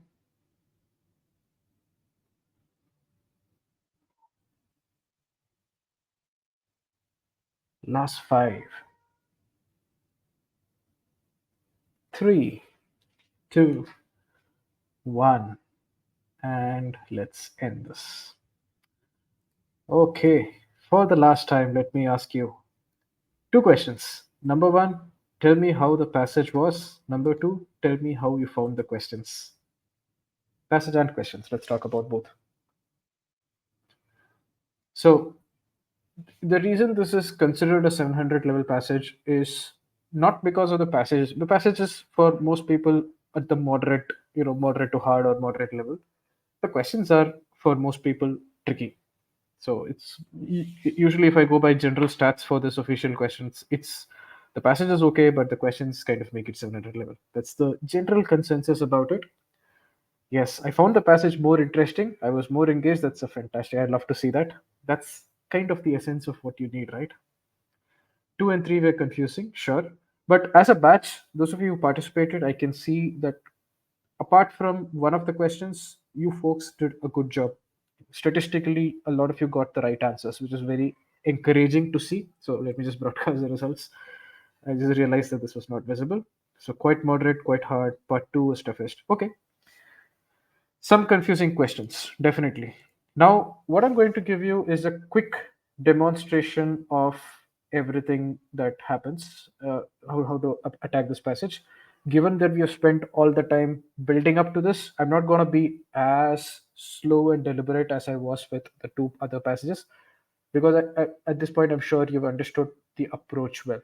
So at this point, I'm going to show and give you a glimpse of how I would read this passage using the strategies that I've talked about, and that should help us. And then, of course, with the questions that we analyze, I'm going to share the PPT. If there's any option that I don't discuss, don't worry, you will have the PPT, and you can also reach out to me. But in the session right now, I'm going to discuss just those choices which were very popular, whether it's correct or incorrect. Okay. So I hope that makes a lot of sense. Right. So let's get right into it. Frazier and Musteller. Now, one thing you can always abbreviate if you like. So you can call them FNM or Frazier and Musteller. I don't care about that much. So Frazier and Musteller assert. So assert is a keyword. Assert means I'm making a certain assertion. I'm making a certain point. So Frazier and Musteller, they assert that medical research could be improved by a move towards larger, that's one, and simpler, that's two, clinical trials of medical treatments. And again, as I said earlier, right, it's very important to immerse yourself in the topic. I've read the first sentence. Okay, it's about medical treatments and clinical trials. For example, somebody might be trying to come up with a medicine for cancer. You won't directly introduce a drug into the market, right? You have to do a clinical trial to ensure that your medicine actually works. So we're talking about those kinds of trials for medical treatments. So there is a current way of doing these trials, but Frazier and Moscheller are making the assertion that you could do it better. You could improve the current way of doing trials by doing larger trials and doing simpler trials. Think about what that could mean. Simpler, so don't make it so complex. Simplify the processing, simplify the trial in some way. Make the trial larger, maybe have more participants or larger in some other way. We'll see. But larger, simpler. So far, so good. Now let's move on. Currently, the word currently is a keyword. It means what is the current way of doing things. Currently, researchers collect far more background information on patients than is strictly required for their trials. In other words, researchers currently, the folks who are doing clinical trials right now, they collect way too much information, much more than what is actually required. In other words, in all probability, they're in fact getting some information that's absolutely irrelevant, not even necessary for the purpose of the trial. Everybody with me so far? Very quick, yes. So current way of doing things, much more background information is collected. Things that are not even required are being collected. Substantially more than hospitals collect. In other words, even hospitals don't collect this much information. So hospitals where surgeries and much more complex procedures happen, even those fellows don't collect so much information, but these fellows doing trials are collecting so much information. That's what the author is trying to tell you, right? Currently, researchers collect way too much information. Thereby, in other words, the consequence of collecting more information than is actually required is an escalating or increasing cost of data collection, data storage, data analysis. I'm collecting way more information and data. I'm having to store it, probably some data centers, some way of collecting that information. Also, I'm spending a lot more money in analyzing the statement. So I see a question here. Is the statement also by Fraser and Moscheller? In an RC passage, right? If it is not by the author will specify it. Anything that you see is not by the author, it will be specified. So Frazier and Moscheller assert it's by Frazier and Moscheller, not necessarily the author. But that next sentence is the next sentence. Currently, researchers collect far more background information. That is the author giving us a fact, right? If it's not qualified by Fraser and Moscheller, if you don't see that indicated anywhere, it's by the author. Okay. Hope that answers your question there. So everyone with me so far. So, what is the problem of the current way? Far more information than is actually needed. Even hospitals don't collect so much. The end result of that is escalating costs, data collection, data storage, data analysis. Fantastic. All that is great. Although, so just like however, it's a contrast word. So, even though limiting information collection could increase the risk that researchers will overlook facts relevant to a study. Let's understand this. In other words, here, currently, way too much information is collected. If we go as per what FNM such as Fraser and Muscle say and don't collect that much information, let's say, if you limit the information collection, although there is a chance it could increase a certain risk, it could increase the risk of certain important information being overlooked. some important facts being which are actually relevant being overlooked because you do not collect the information. So although that risk is there, that risk of overlooking relevant information is there if you suddenly stop collecting this much information. Although that risk is there, FNM say, FNM content, another keyword, FNM say that such risk is never entirely eliminable from research. In other words, whatever you do, how much ever variables you collect, how much ever information you collect, you can never entirely eliminate that risk. Whether you are collecting, 100 different variables, I mean 100 different types of data, or whether you're collecting 1 lakh different types of data, you're never going to eliminate risk. That's the point. So Fraser and Moscheller say that whatever you do, how much ever information you collect, you're never going to eliminate that risk that you're talking about.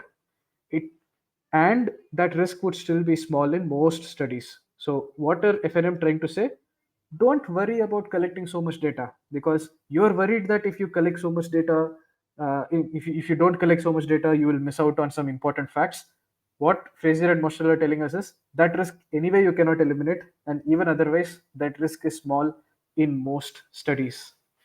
Quick check, everybody with me so far. You're understanding the soul of the passage? Good. And then the author adds a point here. Only in a certain type of research, only in research on entirely new treatments would unexpected variables arise. In other words, there is only one particular use case where you should worry about this risk that if you don't collect enough data, you might overlook something important. There's only one particular type of treatment, new treatments, where you have to worry about it. Or, in other words, what is the hidden idea there? In other words, in most cases, you don't have to worry about it. Now, if this is clear, before I go to the next paragraph, it's useful to summarize. So, what did the author do? The author introduced FNM and FNM's perspective, their proposal. Hey, you could improve medical research by making it larger, making it simpler. Then you have this entire discussion about currently a lot of data being collected, a lot of information being collected. The suggestion is don't collect so much data. You don't have to worry about all those risks which are involved with not collecting so much data. Those risks are never, you can never eliminate them anyway, and they are small. So, in essence, the author, not the author, this passage, this paragraph is building the case for one of Fraser and Moscheller's point. Can you tell me which point? Is it larger or is it simpler? The author mentioned larger, not there was this mention of larger and simpler, right? So, what is the case being meant for, built for here? For those of you who figured it out, yes, it's simpler. Why? Because I'm telling you, currently you're complicating it by collecting so much data. You have to store that data, you have to analyze that, so much problems. Why do you collect so much data? Make it simpler, no? That's the idea. And even if you did not figure this out, even if you're slightly confused about is it larger, is it simpler, the next paragraph gives that clue, makes it very, very clear. So, what happened in this paragraph? The author introduced FNM's proposal, which is why don't you make your clinical trials larger? Why don't you make it simpler? Then the author, and I mean, it's actually FNM, but the author is presenting some data points also there. The author explains FNM's perspective of why you should go for simpler trials. Don't collect so much information. Don't complicate your life so much. You don't need to collect that much information. You don't need to incur this much cost in data collection storage. All of that can be avoided. The author, the case is being built here for why that is so. Okay. Now let's go to the next paragraph. And as you read this, you immediately see something. Fraser and Moscheller propose. Okay. So again, what are they proposing? Not only, these are keywords by the way, propose, not only that researchers limit data collection on individual patients. Where did we read about limiting data collection on individual patients? That's essentially what the last paragraph was about, right? The essential point about the last paragraph is don't collect so much information. So that's the author here is referencing the last paragraph, what everything that you just read so far. So FNM propose not only that you limit the data that you're collecting, don't collect so much information, but also, so these are all keywords, not only but also that researchers enroll more patients in clinical trials. Now tell me, isn't this talking about making the trial larger? My current clinical trial might be 100 participants. What is being talked about here? Make it larger, have more patients, make it 500 participants. So you see how that very first sentence set the context for everything that's being discussed in the last paragraph. I tell you that the first sentence, pay attention to it. So let's continue. So the proposal is okay, don't just limit data collection, or in other words, make it simpler, but also make it large. Increase your size of the trial. Enroll more patients in your clinical trials, thereby, yet another keyword, thereby, as a result of that, obtaining a more representative sample of the total population with the disease under study. Makes sense, right? In any statistical study, if the sample that you take is not representative of your population, that's a bad analysis, right? You wouldn't trust that analysis. That's fundamentally the point being said here.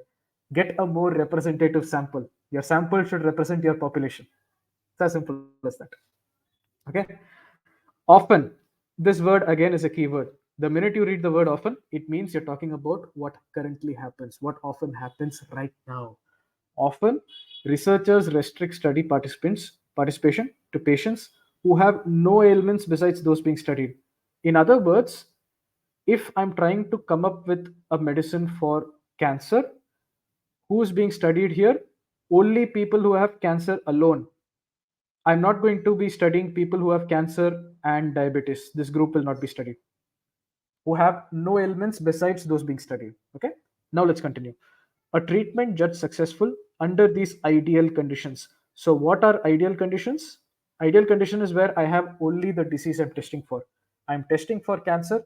The patient here in your trial should have only cancer. That's ideal condition.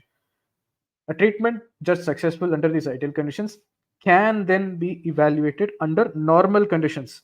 So, if ideal is this, what is normal condition? Normal means this is what actually happens in real life. In normal life, outside your ideal conditions, people are not just suffering from cancer. A lot of us suffer from something like diabetes. A lot of us might have hypertension. That is real life. That's what is being called by the author here as normal. Everybody with me so far? I'm just doing that check to ensure that people haven't slipped off. Let's continue. Great. So now we are getting to the meat of what FNM's proposal is doing here. Broadening the range of trial participants. In other words, making your trial larger. Frazier and Mosteller suggest, yet again, notice how whenever the author wants to tell us it's FNM's view, the author is clearly defining that for you. Any sentence where you don't see FNM are saying this, that's from the author. Even this last sentence, for example, it's from the author, it's not FNM, these sentences. But this is from FNM. Broadening the range of trial participants, as per FNM, it will enable researchers to evaluate a treatment's efficacy for diverse patients under various conditions. So, does your medicine actually work for different types of patients who have different conditions? Somebody in stage 1 cancer versus somebody in stage 3 cancer, different conditions. And evaluate the effectiveness of your medicine for different patient subgroups. For all little kids is a subgroup, veterans and people who have 60 plus is a different subgroup, age for example, or some other subgroup, gender could be a subgroup, something might work for women but might not work for men, god knows, right? The point is, if you can increase the size of your trial, currently your trial size is too small. If you can broaden the participation, it will ensure that all these different use cases are captured. Different subgroups will get captured.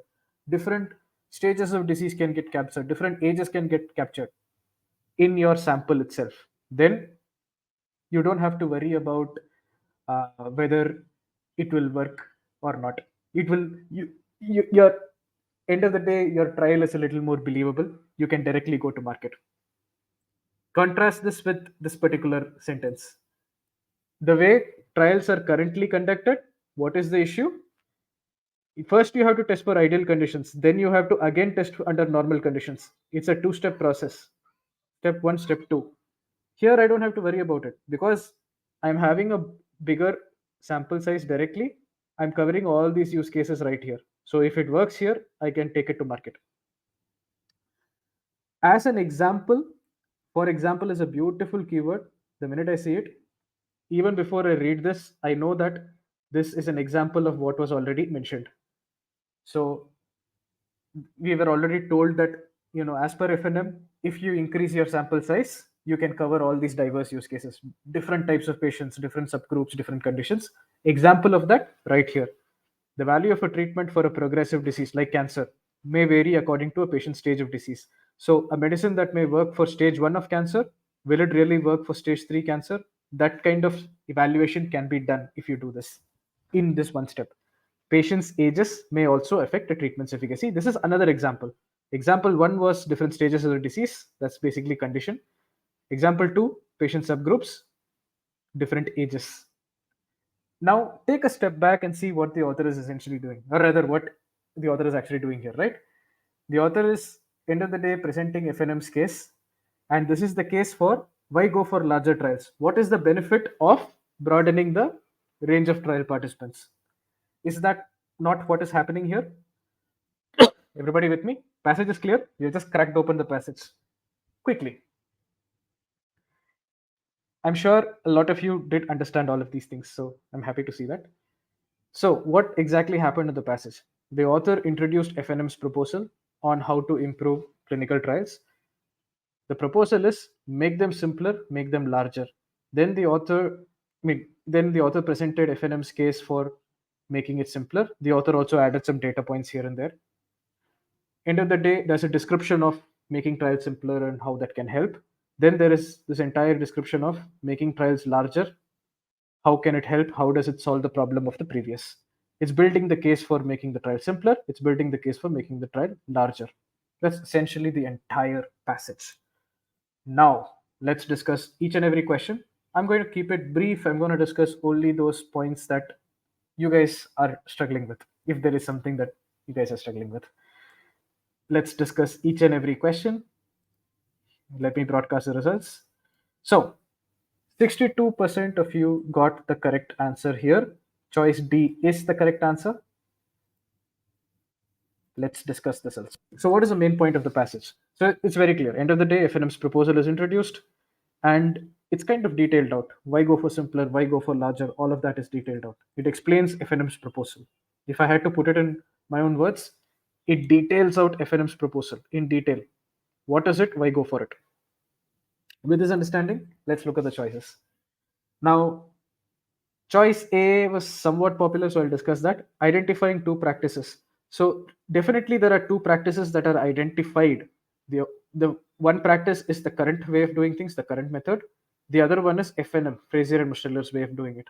So two practices are identified, but is the objective to just identify and tell you that there are these two practices?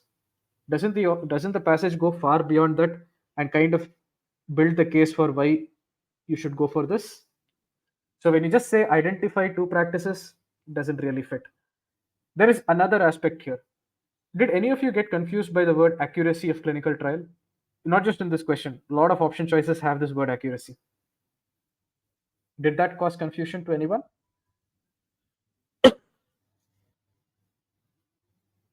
So I see a couple of yeses, but I also see a couple of nos. I will discuss this because in a lot of questions you see this word accuracy. The reality is this passage has nothing to do with accuracy. What would be, when will you call a clinical trial accurate? And this is where you have to think about it. Let's say, as per your trial, the efficacy or efficiency is 90%. Or in other words, 90% of the time, if I take that medicine for cancer, I will be cured of cancer. That's what my trial says. Now, in real life, once the drug gets introduced into the market, let's say 1 million people take the drug and zero point 0.9 million, that is 90% of them, actually get cured of the drug. What is my accuracy then? So, as per trial, 90% get cured. Even in reality, in the general population, if the drug is introduced, 90% are getting cured. That is what is 100% accuracy. Now, does the passage tell us that the current method is not accurate? No. Does the passage tell us that FNM's method is more accurate? No. Accuracy is not discussed, right? Nobody talked about Nobody told us that FNM's method will get you more trial accuracy. So if you go to the market, it will be 100%. Nothing like that was mentioned, right? Wherever you see the word accuracy in any of the questions here, that answer is wrong. Just by this one word, you can reject it. So just putting it here because everything can be rejected this way. So let's talk about choice C, which was popular. Does the passage discuss shortcomings of current medical practices? Yes. So uh, can you say that the passage presents an analysis? You can argue yes. End of the day, the arguments, the passage does present a certain analysis of the shortcomings. Yes. But is evaluation of analysis happening? In other words, let's say this is an analysis of all the shortcomings of current medical practices. If you say evaluating an analysis, it means I'm talking about the pros of this analysis, the cons of this analysis. Is that happening? Is anybody assessing how good or bad an analysis is? Oh, you told me that these are the shortcomings. Let me evaluate that. Let me tell you what is the positive of that analysis. Let me tell you what is the negative. Is that happening? No, all of you who chose this, you saw all these fancy words, but you have to break down the choice and see if it's really happening. D, of course, is popular. I'm happy to see so many of you got it. Now let's move to question 2. I hope that helps. Here's question 2 on your screen. Let me broadcast the results. With more data, accuracy is more. The choice is counterintuitive to the passage. Not really. I don't know how much data. Yeah, in the current method, more data is being collected, but it's a very general thing. Just because you're collecting a lot of data doesn't mean it's more accurate. I'm collecting a lot of input data as to state whether the person has cancer, whether male, female. I may be collecting a lot of data, but just the fact that I'm collecting data doesn't have anything to do with accuracy. If my sample size is more, that can increase my accuracy. Okay, let's go to the next question. Here it gets interesting. 51% of you absolutely spot on, and a lot of you asked this question, right? Okay, how do you do all this in time? In this batch, I saw some of you answering this each of these questions correctly within 60 seconds. So it's not just me, it's not just, let's say, e-GMAT. Some of you are doing it already. Some of you who are attending the session were able to solve these questions correctly within time. So the proof is right there in this batch. Anyway, let's talk about question 2. Question 2 is asking us for what can be inferred about what kind of study? About that ideal condition study. You see that ideal condition where if you're testing for cancer, you're only interested in people who have cancer. You're not considering people who have diabetes. It's talking about that study. So the ideal condition study that's happening in the current method, what can you infer about it? So the second I see this, I'd like to do a bit of pre-thinking. Think about what can be an answer for it. What do I know about the ideal method, the ideal condition study? One of the things I can immediately say is obviously it's not enough. If this study was enough, you could take the drug to the market straight away. That's not happening, right? After doing the ideal condition study, they are also having to reevaluate under normal conditions. So one thing I can say is whatever your study is, that's great, but you cannot directly go to market with it. You're having to do one more step. So it's not directly applicable to real life. And that's why you see a lot of you are able to choose this very easily and instantaneously. It has limited applicability. Why? Because you cannot directly go to market with it. You still have to do normal condition testing. Does the logic make sense? I hope it does. The answer for the first question was D, just to add that question. So let's see the popular answer choices. Yes, D, option choice C is actually the absolute opposite. Honestly, if this ideal condition study was the best way, then why the hell am I also doing a normal condition study? Because it's not good enough, I'm still having to do a normal condition study, right? So, how will you say it's the best way? Makes no sense. Let's look at choice D. It would allow researchers to limit information collection. Here is a problem. I really don't know if information collection is being limited. Remember, we are talking about the current method. In the current method, information collection is actually on the higher side. More information is being collected, more useless information is being collected. Even here, right? Even in my ideal condition study, to make sure that If I am trying to find a cure for cancer, I have only people who have cancer in the study. I'm having to collect information about other ailments. Cancer, yes. Diabetes, no. Cancer, yes. Hypertension, no. All of this is data that I'm collecting. Can you really be sure that information collection is being limited in this case? If I were you, I would say no. Make sense? Does the logic make sense? You don't even know if information collection is being limited in this case. That's the point. I'm skeptical about this as such. And any of you who chose accuracy, the word accurate in this entire passage is absolutely irrelevant, as I discussed. Let's go to question 3. And once you have a very good grip on the passage, I hope you guys are also seeing how fast these questions are not just solvable but discussable. You have a very clear understanding of all this. Now, the third question is interesting. Again, it's an inference question. We need to find out, based on the passage, what could be an advantage. What is actually an advantage of that ideal condition study. You're again talking about that ideal condition study, right? People who have no other ailments, diabetes not there, right? If I'm checking for cancer, only cancer. Again, the ideal condition study, what could be an advantage of it? This is a little more tricky, but I'm happy to see so many of you got it right. I typically see some more people faltering in this question because the passage doesn't really phrase anything like an advantage, right, for the current method. So what exactly is the advantage of the current method? I could think about this immediately. There's one thing that immediately comes to mind before I do anything else. The one thing I don't have to worry about in the current method, what is that? I don't have to worry about the impact of any other ailments. If I'm testing for cancer, the people in my in this ideal condition study have only cancer.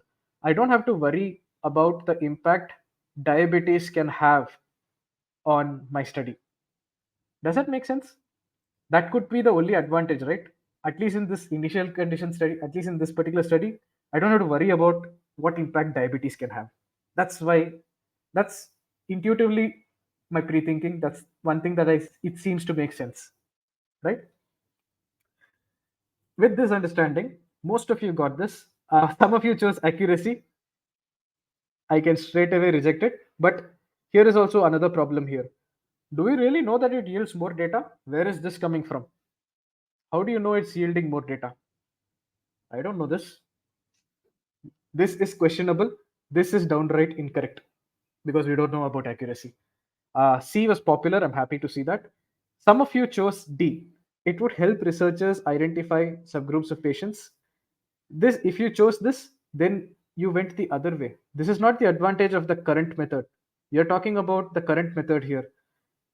It is in the proposed method. It's in Fraser and Mosteller's method that you will be able to identify subgroups of patients who are treatable. Here, all I care about is you have cancer, yes, no. I'm not going into whether you have cancer stage 1, stage 2. All that determination is happening only in Fraser and Mosteller's method. This makes D irrelevant. Some of you chose E as well. For all of you who chose E, you did not properly understand ideal condition versus normal condition. It would enable, or you did not pay attention to the word average. It says it would enable researchers to assess the value of an experimental treatment for the average patient. You're talking about the ideal condition study. Didn't the passage tell us that this is not the normal condition? Normal is average. Ideal is not average. Is this clear? Is this point clear about choice C? Just checking.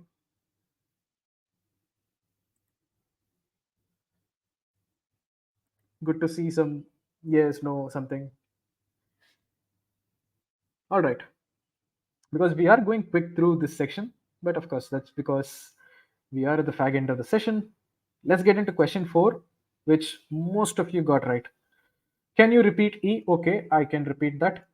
The word average should throw you off straight away. This question is talking about the ideal condition, people having cancer but no other ailment. Didn't the passage tell you that this is not the normal condition? Average would mean this is what normally happens.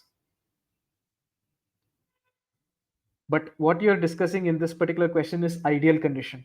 In reality, in real life, people don't just have cancer, they also have diabetes. That is the average patient, as per the passage. Okay. That's the core point. There's another reason which I've mentioned. I won't get into that right now. Question 4 was, usually it's a question which most of you actually get right. Here I saw more errors there than what I expected. This is what in RC, GMAT RC, we call a function or a purpose question. In other words, there's something that's been mentioned.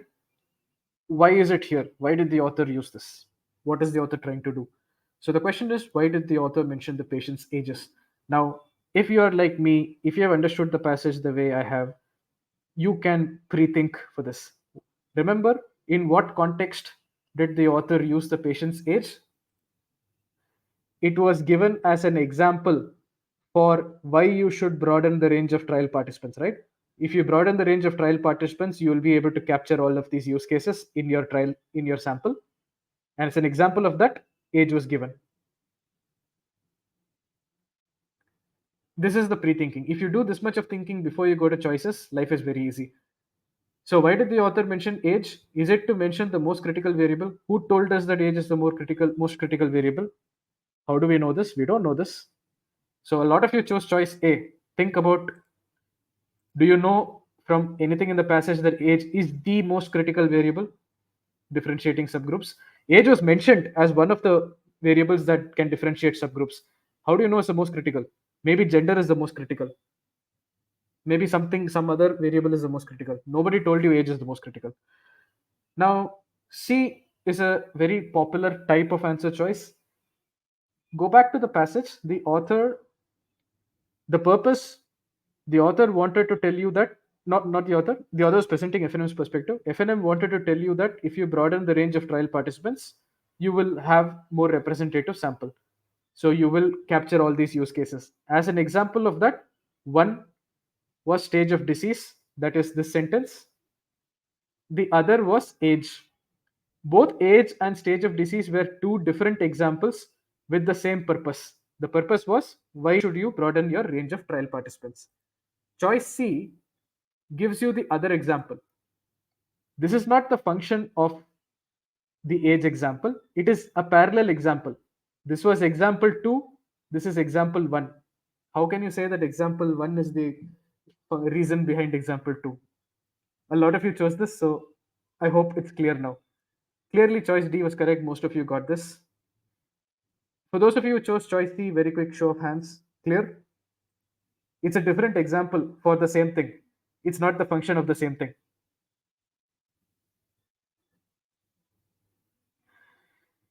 Very quick show of hands. But when I say show of hands, just put yes. Don't don't do the raise hands feature. Yeah, that's better. The raise hands feature is there, but we don't use it here. Which brings me to the last question. This is arguably the toughest of all the questions here in this set. And it shows, because let me show you how you guys performed.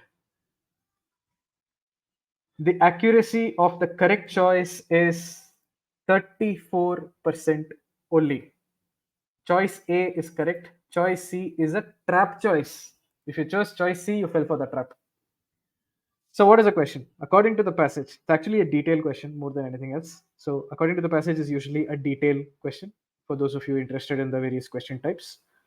So, according to the passage, which of the following describes a result of the way in which researchers generally conduct clinical trials? This word result is also very interesting. Again, don't directly jump to the choices. If where possible, try to pre-think. Okay, we have read the passage. All of us have read the passage. We know how currently clinical trials are conducted. We know the correct method. From the passage, what exactly is the result of the way it is conducted? Can you guys, without looking at the passage, can some of you tell me this?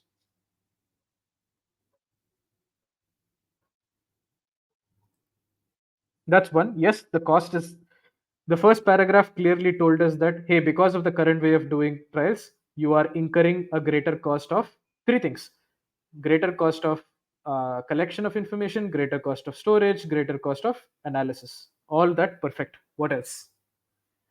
Something from the second paragraph also. Is there some result you understand from the second paragraph? Your what you have written, perfectly correct.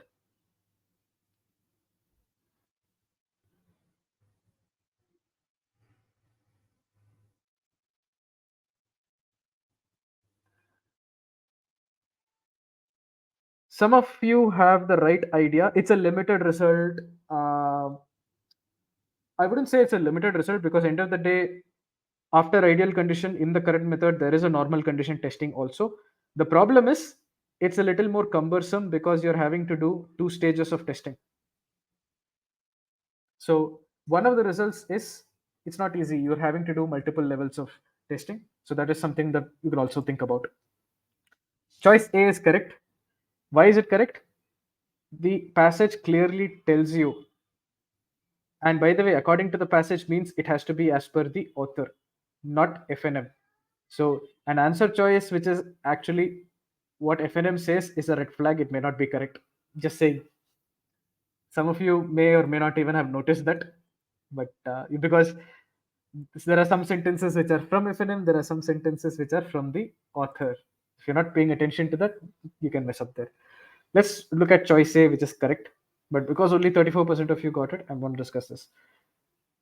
Based on the passage, can you not say that in the current method, the researchers are ending up? So, one of the results that is mentioned is you are ending up spending money on storing information. You're ending up spending money on three things. You're ending up paying money on collecting information, but also on storing information, but also on analyzing information. Isn't option A something that's clearly mentioned? How can A be correct? Only, I think you mean Frazier and Mosteller say that. No, this is actually the author. This, if you chose this, that means you did not see this. This is what I mean, right?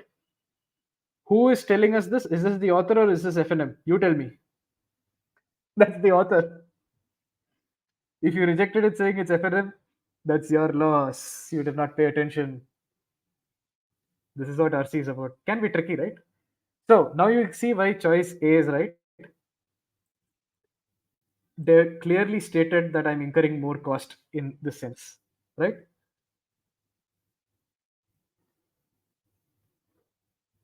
Everybody clear with choice A? I'll come to choice C and the nuances there because that's the most popular choice as well. But is choice A clear? I don't know what 3 out of 5 means, by the way. Is choice A clear?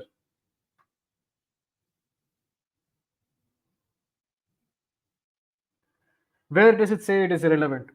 That means you're not drawing the inference here, right? What is it? What is meant by more information than is required?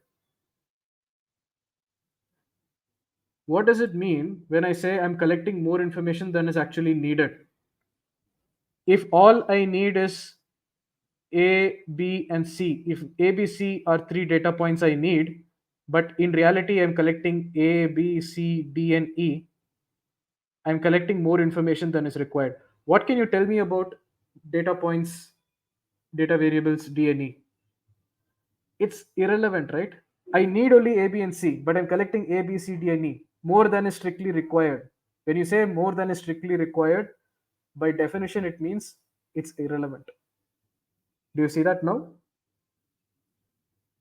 For those of you who struggled with this, now do you see that? So this is why that you don't just read the passage, you understand what the author is really trying to say, right? I hope that helps. So when I say I'm collecting much more information than is strictly required, which means I'm collecting some things which are not really necessary. In other words, this is what you will call irrelevant. That's the logic of choice A. Now let's discuss. So for those of you choice choice B, again, I point you to this one word, straight reject. Let's talk about choice C. Firstly, you can always ask the question, is this a result or is this, if I'm avoiding the risk of overlooking variables, is it really a result or is it part of the process? So, in the process of currently conducting clinical trials, in the current process of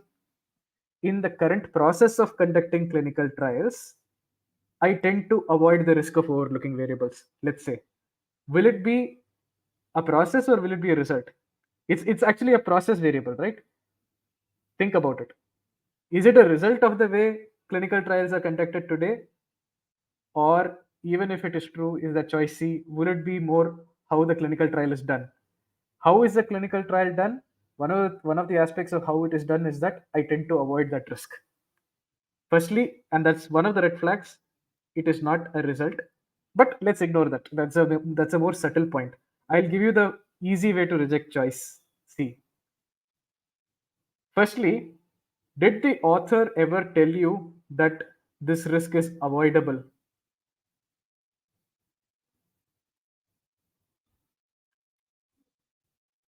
What do I mean by that?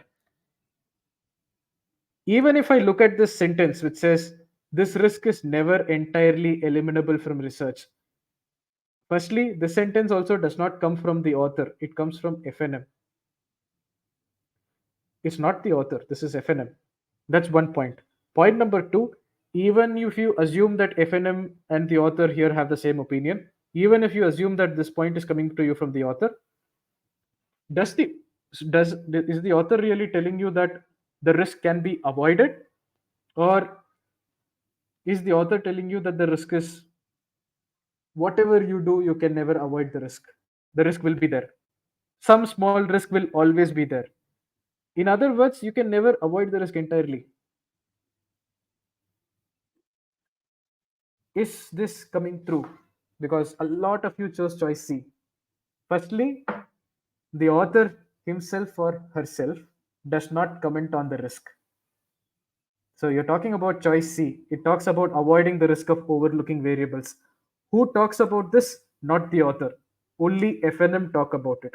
Point one. Even if you assume that whatever FNM are telling, Fraser Mushrall are telling here, let's say the author agrees with it. Even if that is the case, what is being told is, boss, whatever you do, some risk will always be there. You can never completely eliminate risk. In other words, the word avoid is very, very shady. Risk can never, when you say avoid, it means completely bypass, completely bypassing, 0%.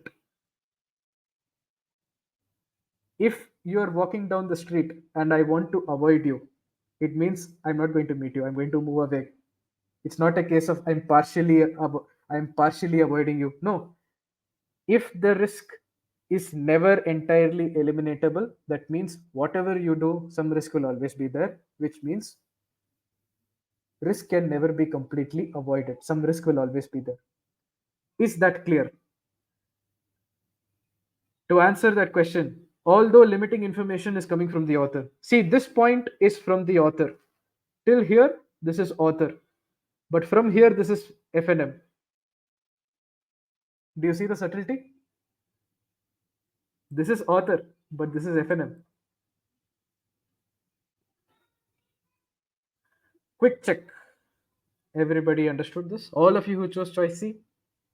Little bit of clarity? Yes, no, please put yes so that I understand, or please put no if there's a question. Do you see how subtle? This is the only question where you guys struggled, and it makes sense, right? There is something going on here. There is a reason the accuracy here is so low. It is a tough question compared to the other questions you guys solved. This is a tough question, but this is the kind of thinking that goes on when you score a V40 or above.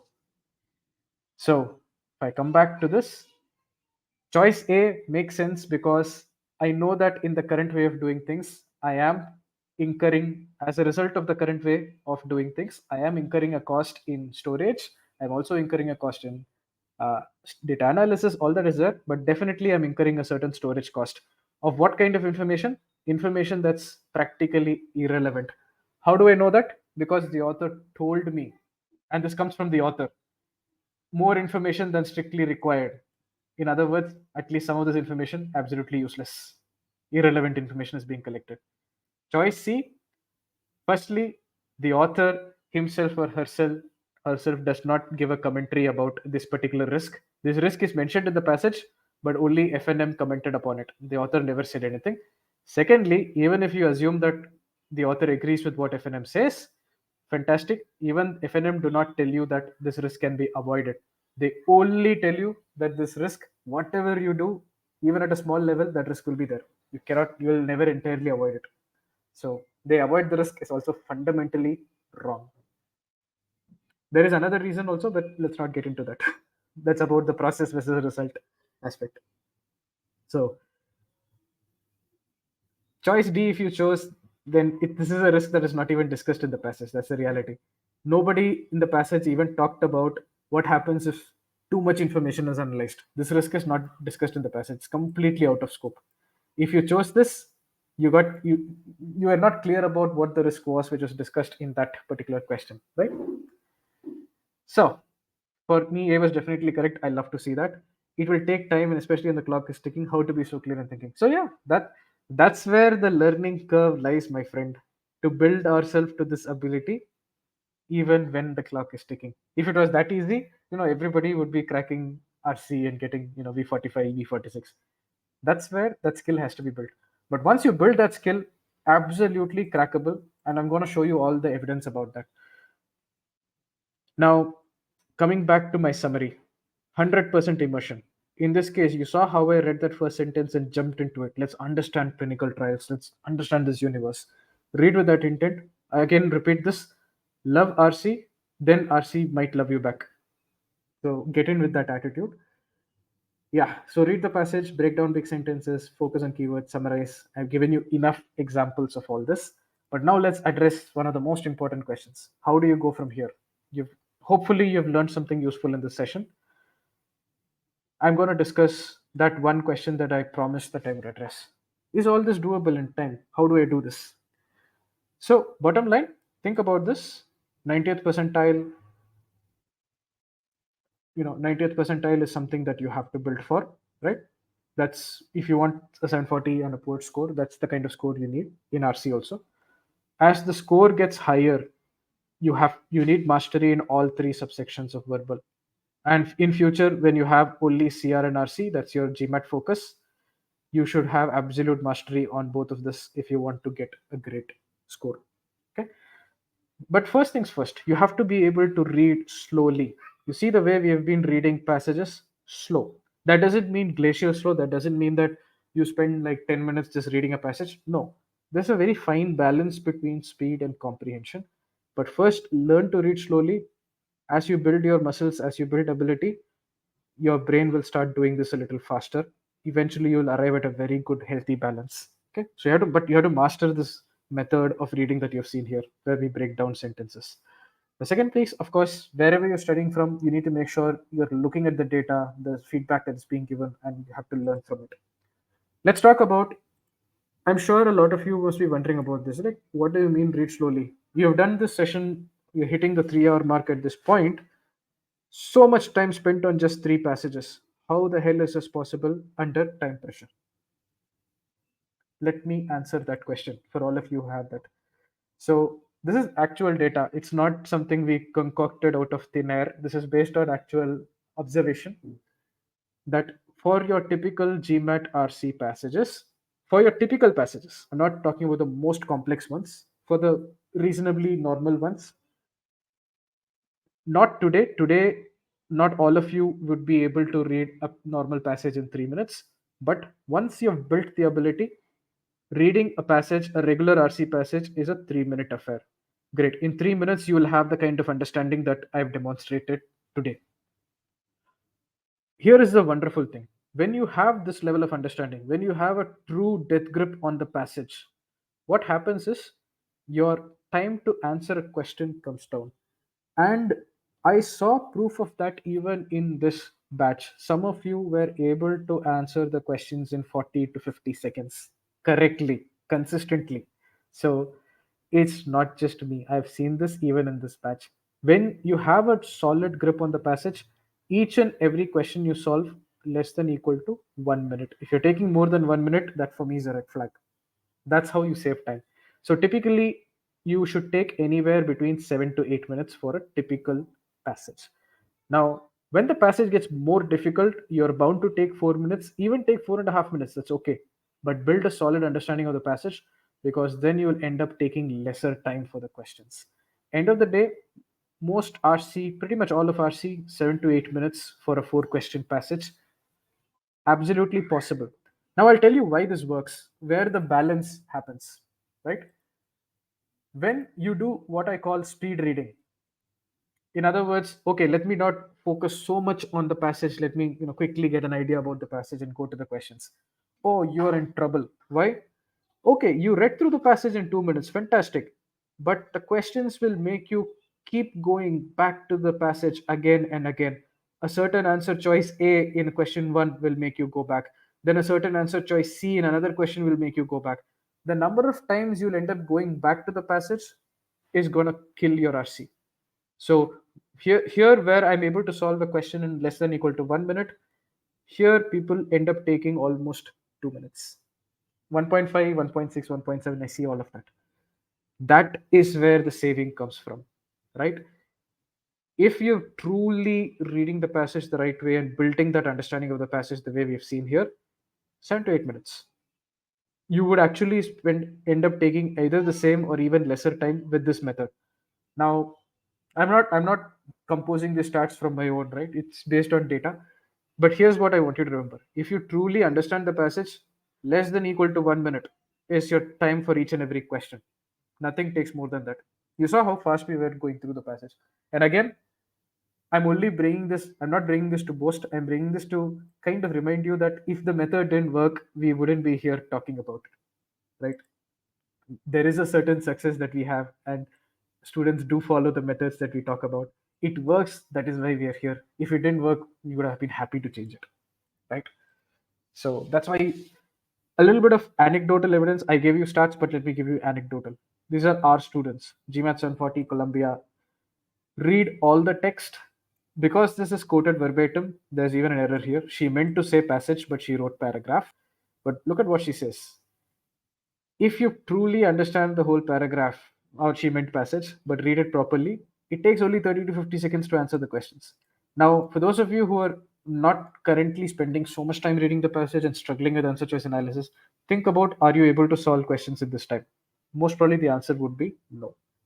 But if you do things the right way, this is what happens. So Nishant is one more of our students, Columbia 740 yet again. Look at what he says. Don't worry about the timing. Take time reading the passage. You need to understand the reading comprehension is about understanding the passage. Without that, you're not going to go anywhere. Take 3+ minutes to read, and even if it's a long passage, take 4+ minutes to read. No problem. Look at what happened afterwards. He was answering questions in 45 to 60 seconds flat. Here is his actual ESR from his actual 740 attempt. 2 minutes time on RC translates to around 8 minutes per passage. This is exactly what I'm talking about. And here's what he says: slow reading. You might think it takes more time. You may think, oh my god, how can I do all this in time? You can. It takes effort to build yourself to that level. I'm not here trying to give you a hack. No. Everything that we are discussing is skills and abilities that we build. But once you build it, it's not going to take you any additional time. In fact, you may do it faster. Also, because you have a death grip on the passage, you're going to be much more confident. And that plays, for those of you who have taken the test before, you know what I'm talking about. You might have felt that, oh, I didn't get that last question right. It starts playing in your mind, it messes up your attempt. You will minimize that because you're so confident about the RC passage that you just read. Those who have taken the test, you know exactly what I'm talking about. For those who have not taken the test, you might be in for a shock when that starts playing in your mind. Okay, so Dr. Rohit Singh Malan eventually got a 760. One of our students ended up in Kellogg. At least he got Kellogg. B27 to B41. And here's what he says. Case of RC. Initially, I was forced to read the passage multiple times. Why? I did not understand it. I did not give that required attention the first time. What happened in his last attempt? This is verbatim his words. The need to read passages repeatedly, it significantly reduced. It helped him in ACR also, but let's talk about RC here. So this is very, very outdated. I think we've gone past 300 at this point. Yeah. For those of you who have not checked out our YouTube channel, feel free. All the students I talk about are our students. You can go and see their interviews as well. Feel free. So one thing I want you to remember: where do you go from here? So you're here with me 3 hours. Irrespective of how you prepare from, I want to give you a little bit of value here, which I hope I've done. How do you go about preparing for RC? Two things I want you to understand, and I want you to remember this. It's a misconception that you really need to be an avid reader to crack RC. No. If you are an avid reader, it can get you to 70th percentile because you're very used to reading. That's great, fantastic. But what are you going to do with 70th percentile? You need 90th, 95th, right? So even an avid reader does not do well in RC unless they start reading the way RC is meant to be read. RC, you do not read it like a storybook. The problem with being an avid reader is we tend to read things like a storybook. That's actually bad for GMAT RC. GMAT RC requires what we call technical reading. Today, wherever you're working, if your boss drops a report on your lap and tells you go and analyze this and give me a summary of it, tell me about what your this particular report, you would not read that report like a storybook, right? There's a certain depth with which you would read. There's a certain level of analytical brain that you would apply. That is the kind of reading which RC requires. So even if I talk about words per minute, by the way, there's a big difference. If you're reading things like a storybook, you would practically do 200 to 250 words per minute. But what RC requires is 90 words per minute. And by the way, your GMAT RC passages are 300 to 350 words, which is why your typical RC passage at the speed that you're supposed to be reading at, 3 to 4 minutes. You guys can do the math here. Make sense what I'm talking about? Is it same for cat? Okay, I'm not going to say it's the same for cat. Realistically, what I've observed is cat passages are not as intelligently written as GMAT passages. I'm not saying that to diss the cat. It's kind of reality. I've seen the cat passages, so I will not comment on is it the same for cat passages because those passages are not designed for this purpose. As far as GMAT is concerned, roughly this is the kind of thing you're gunning for eventually. That's why 3 to 4 minutes, by the time you build the right level of skill, you will be able to do this if you're not doing it already. So get out of this misconception that you need to be an avid reader to crack the GMAT. A lot of our successful students who get fantastic RC percentiles are not avid readers. It's a misconception, don't believe that. Okay, reading is good, but it's not like you need to be a avid reader to do this. Another thing, wherever you're studying from, however you're preparing, always do a strong review of what you are reading. Very, very important. Otherwise, I mean, whichever question you solve, whichever passage you read, if you're not understanding your faltering points, you're not going to improve. There is only a small level of improvement you can get through brute force practice. Real mastery comes from your analysis and your review of what you're doing right and what you're doing wrong. Okay, so if you're struggling to read the passage, there are corrective actions you should do. If your problem is in the answer choices, there are corrective actions that you should do. You have to build those certain skills. Okay, keep that in mind. Very quickly, I'm going to tell you about how we try to crack these problems, what you see in our course. So the first thing that we want to do is make sure our students know how to read. I'm talking about the technical reading where you don't rush through. You need to find that balance. So we try to build those basics through. So no e-GMAT student starts directly with verbal. We advise strongly against it. We always do this course called Master Comprehension. The objective is teaching a student how to read for all of verbal, whether it's CR or RC or SC. There's a way you should read sentences. We try to build those. So we talk about how to deconstruct long sentences. That's kind of part of the course. You saw that we paused at very specific points. I broke the sentence at specific points, so that it's not random. There is a certain art and a science to it. So we talk about that as well, right? So we talk about that as well. Then we get into the actual foundation. Okay, so we build all the strategies. We talked about 3 strategies in today's session. There are some more, and we'll be adding to that as well in the future. But we talk about these foundation concepts so that after this, it's only after this that we get into each and every question type. So main point, function, purpose, all of that. But first, it starts with trying to build the skill in reading in a certain way and trying to build the necessary foundations. Okay, that's about it. So one thing that I'll tell you is, again, I going back to this, whatever you study, wherever you prepare from, make sure that you review your work. That's going to be very, very important. So I hope I gave you a little bit of insight into truly immersing, visualizing, using those reading strategies, all of that. I'm done from my side. the session is done. The PDF is right there. Thanks for the comment. Yeah. I hope the session was useful. Do drop in any other feedback points as well. The session PDF is in your top left. Some of the video interviews of some of the students I talked about right below that. Upcoming sessions, algebra tomorrow, SC right there. You know, LinkedIn, YouTube channel, and all that is right there, top right. And let me see if I can take some of your questions as well. I do see a couple of questions here. So, any other feedback, any other understanding, learning, any other questions? Feel free to dump that in. We'll be happy to try and answer those as well. So Abhishek's question was about the main point in the Fraser and Mosteller passage. If option D said proposing changes to the way, it would not be correct because the author is not proposing those changes.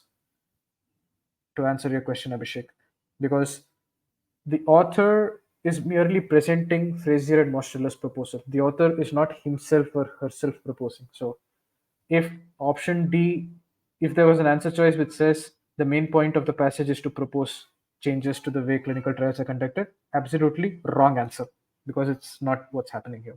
So that question is sorted. Uh, right now, I'm taking too long in attempting questions. Ideal time I should be taking in attempting all five. So I think as far as RC is concerned, I've given you an understanding of timing. CR, the medium questions should take you somewhere less than 2 minutes, 1 minute 30 seconds, 1 minute 40, 45 seconds max. The harder questions, 2 minutes. CR in general, 2 minutes is your yardstick.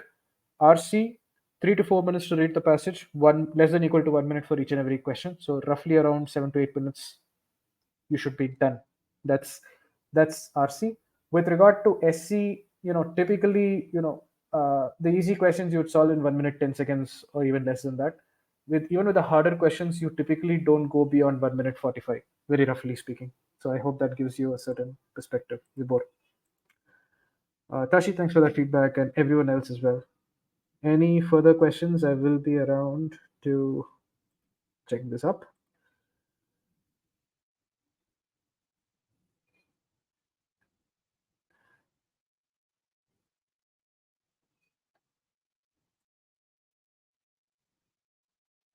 I have the exam next week, but I'm still stacked at 650. Is there last minute prep I can do? Okay. Uh, I did start the session with one of these points, right? The GMAT is designed to test what your skill level is. If the ability is there, it will throw that out. There is not too much of last minute magic happening on the GMAT. You cannot just mug up things at the last minute and crack it. That said, uh, I would stick at this point of time. I would specifically look at official questions and spend some time, not necessarily on solving a ton of official questions, but analyzing some of those official questions, understanding, the kind of inferences that are made, the kind of language that is used, might help.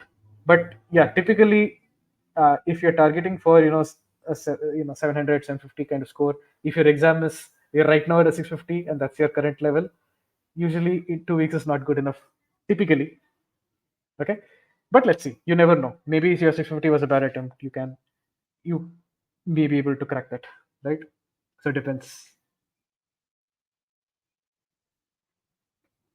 Do you have LinkedIn? Okay, you can find me on my LinkedIn as well. As in, if you search my name, just type my company name and put my name, you will find me. So I'm there on LinkedIn, though I don't do too much there. So, but for the person who's planning to take the exam next week, right? The key, don't over obsess over doing too much. Doesn't work. Be confident in your strengths, right? There's not too much of a difference between getting a 650 and getting a 700, by the way. It's just a couple of questions here and there, maybe 2 3 questions here and there in quant or verbal. That 650 can become a 700. So what I really want you to do is, in this 1 week, focus on your strengths and make sure that you're very very confident about what you know. Be very confident. You need a certain level of confidence for taking the exam. You should know what you're good at, and a lot of times you would be able to crack the exam. All right, cool. All right, I will be here